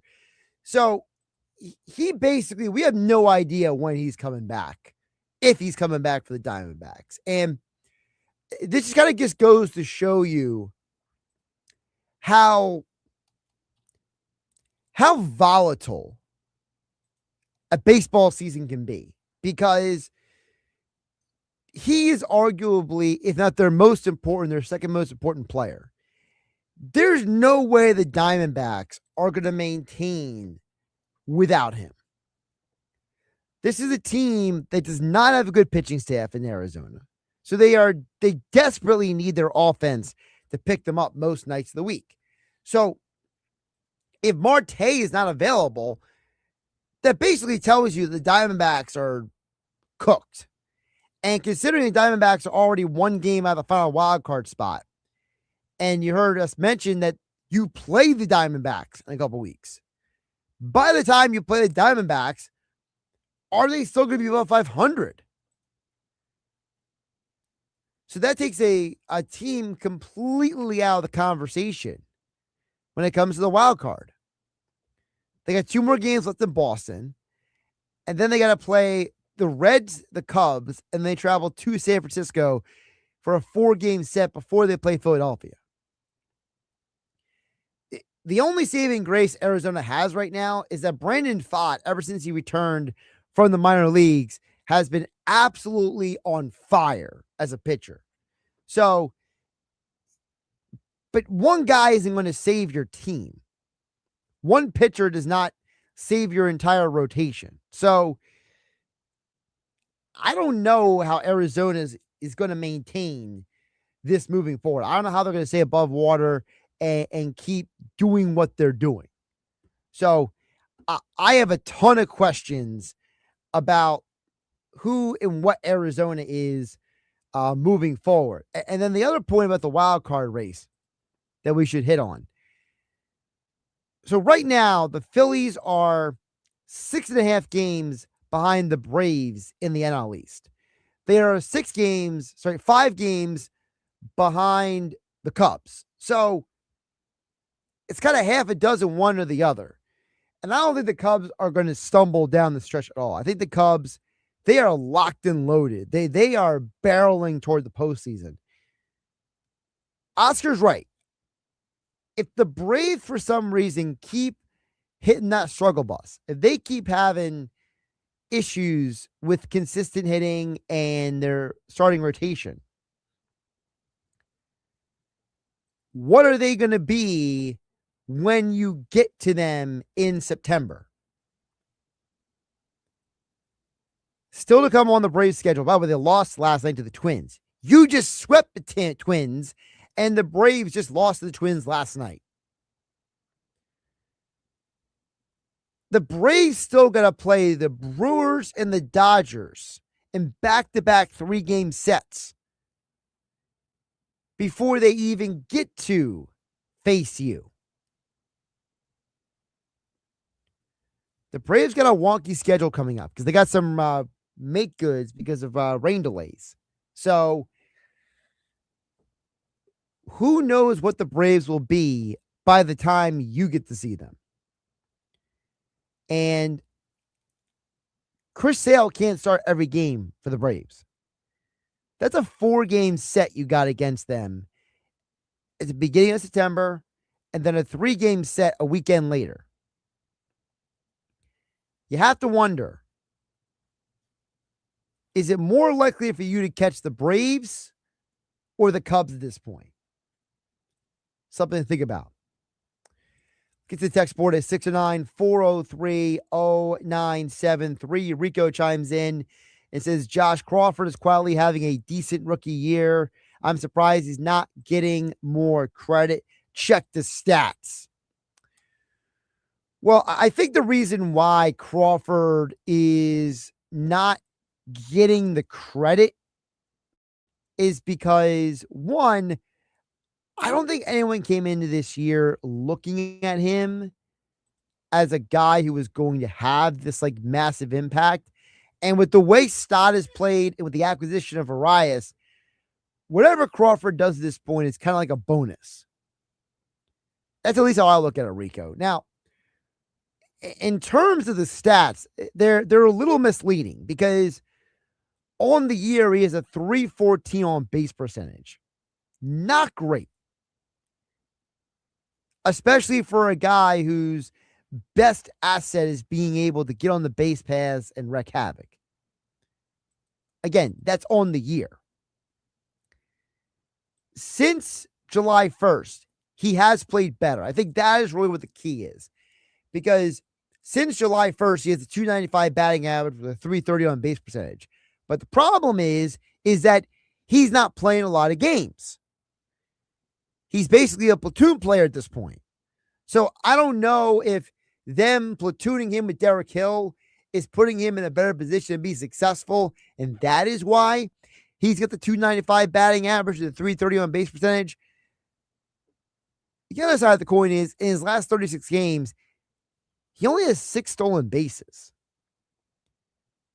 You like that number to be double. I think Crawford, the reason why he's not getting more credit, Rico, is because most of the work he's done has been since he became a platoon player, number one. And number two, on the season, he only has 16 stolen bases in 116 games. You were hoping he'd be closer to 30 stolen bases at this point than 20. So I think that's why he doesn't get more credit, because people are looking at him and kind of wondering, like, is there more there? Or is this just who he is at this point in the season? Got some text coming in. Very different texts about the whole ping pong issue at 609-403-0973. So I got Corey and Woodbine chimes in saying, I played beer pong last year. My elbows hurt for days. It stinks getting old. I'm 48 and I still got it. On the flip side, I got Ray at AHT saying, Josh, I can't believe that you're 40-something years old and you play beer pong. I have to shake my head. This one is probably one of the only times I agree with Nick Nuggets. So I got Ray and EHT shaking his head at me. I got Corey Woodbine saying, oh, yeah, it's cool you play beer pong. I got Pat Costello saying beer pong is fun. I got Angie and Tuckerton chiming in on the stream saying Nick is so right on this. Play trivia, Josh. You would kill in the sports category. So here's the thing. All right. I'm prefacing this again. I thought I did it well enough in the original segment, but maybe I didn't. Myself or no one I knows is going out of our way to play beer pong. Okay? I've not been in a situation where anyone has said, come over to the house tonight, we're playing beer pong. I've never been in that situation for years. At least a decade or more. What I'm referring to is if you're at your buddy's house and you're hanging out with some friends, I wouldn't be surprised if I was in a circumstance where someone said, you know what we haven't done in years? We haven't played beer pong. And everyone was like, you know what? Let's play. Now, look, my friend group, everyone I know, when it comes to like the bro games, we'll call them, everyone is playing horseshoes at the beach or they're playing cornhole anywhere. So I agree with that. I agree with that sentiment. My original point was that I just don't think it's that crazy to sit here and just say, if you're of a certain age, you just shouldn't be playing beer pong, especially considering anyone of my age group also is not playing beer pong in the way other people are talking about. I think that's kind of where my gripe is with all this. My gripe with all this isn't that we should be playing beer pong. It's the fact that I don't think it's an age thing. You know, you're not telling your buddies don't play basketball because you're too old and your knees are wrecked. I just don't have to jump. I mean, I don't think there should be ever an age limit on any game. Okay. Now, I have been curious about the people who still spend hours playing video games. And maybe it's because of my work schedule. I gave up playing video games long before I stopped trying to play beer pong. Okay. Because of my work schedule. The people who still go out there and play, I don't know, Call of Duty or Halo, or I don't even know what the games are anymore. There's so many of that, but like, let's just go with Madden, okay? To me, if you're the person who's still spending hours and hours and hours playing Xbox or PlayStation, I just want to know what's your job?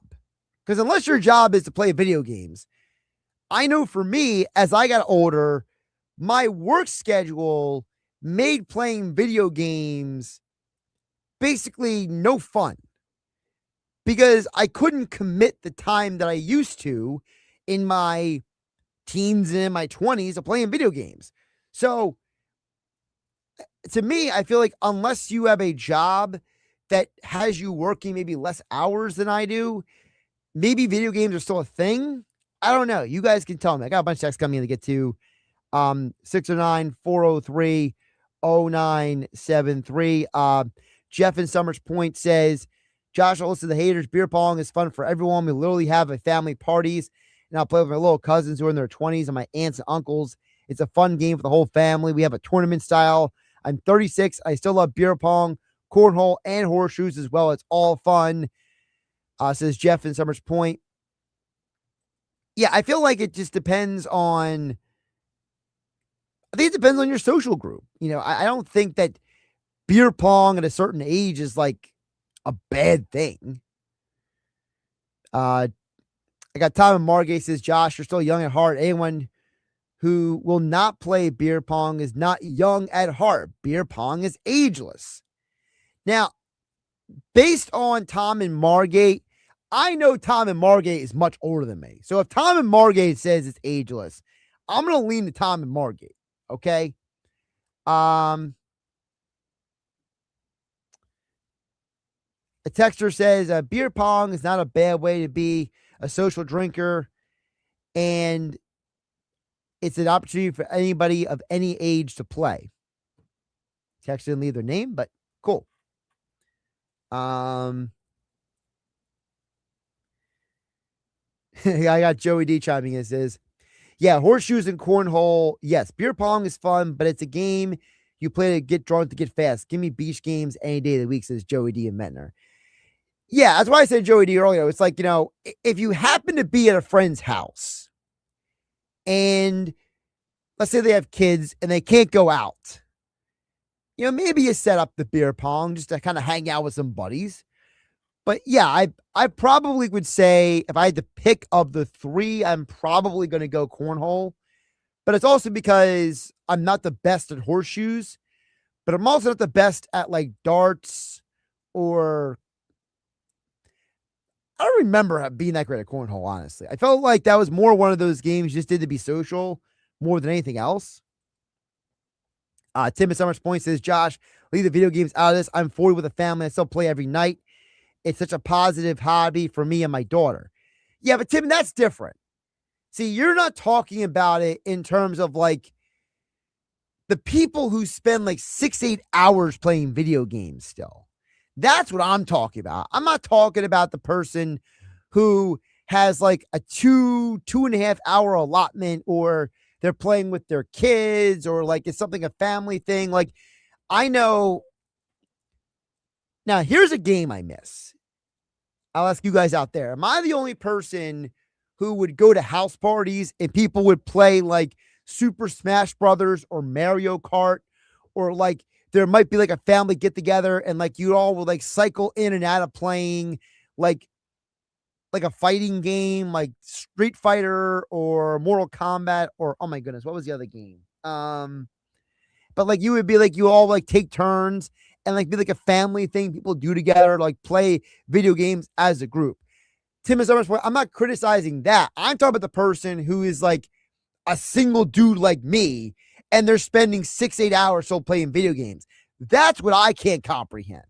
That's what I can't wrap my head around. We'll wrap up the show. Coming up next, Sports Bash. Josh Hennig hanging out with you, filling in for Mike Gill on 97.3 ESPN FM, the 97.3 ESPN mobile app powered by First Bank of Seattle City. And we are streaming live on YouTube next at 973 ESPN.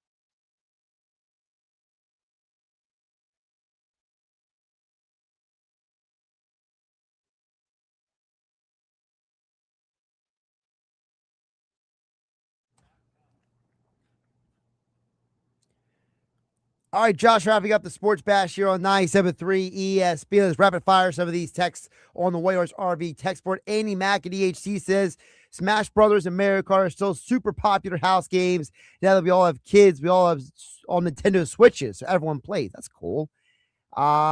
Rico says, all those games are great unless, the bad job by me. Rico, try again next time. Texture says this is totally what Cavoli Jr.'s fiance pulled the bag out with 20 ping pongs was all about. Girls also play beer pong. It's the beginning of the ultimate dating championship, says Joe in the Villas.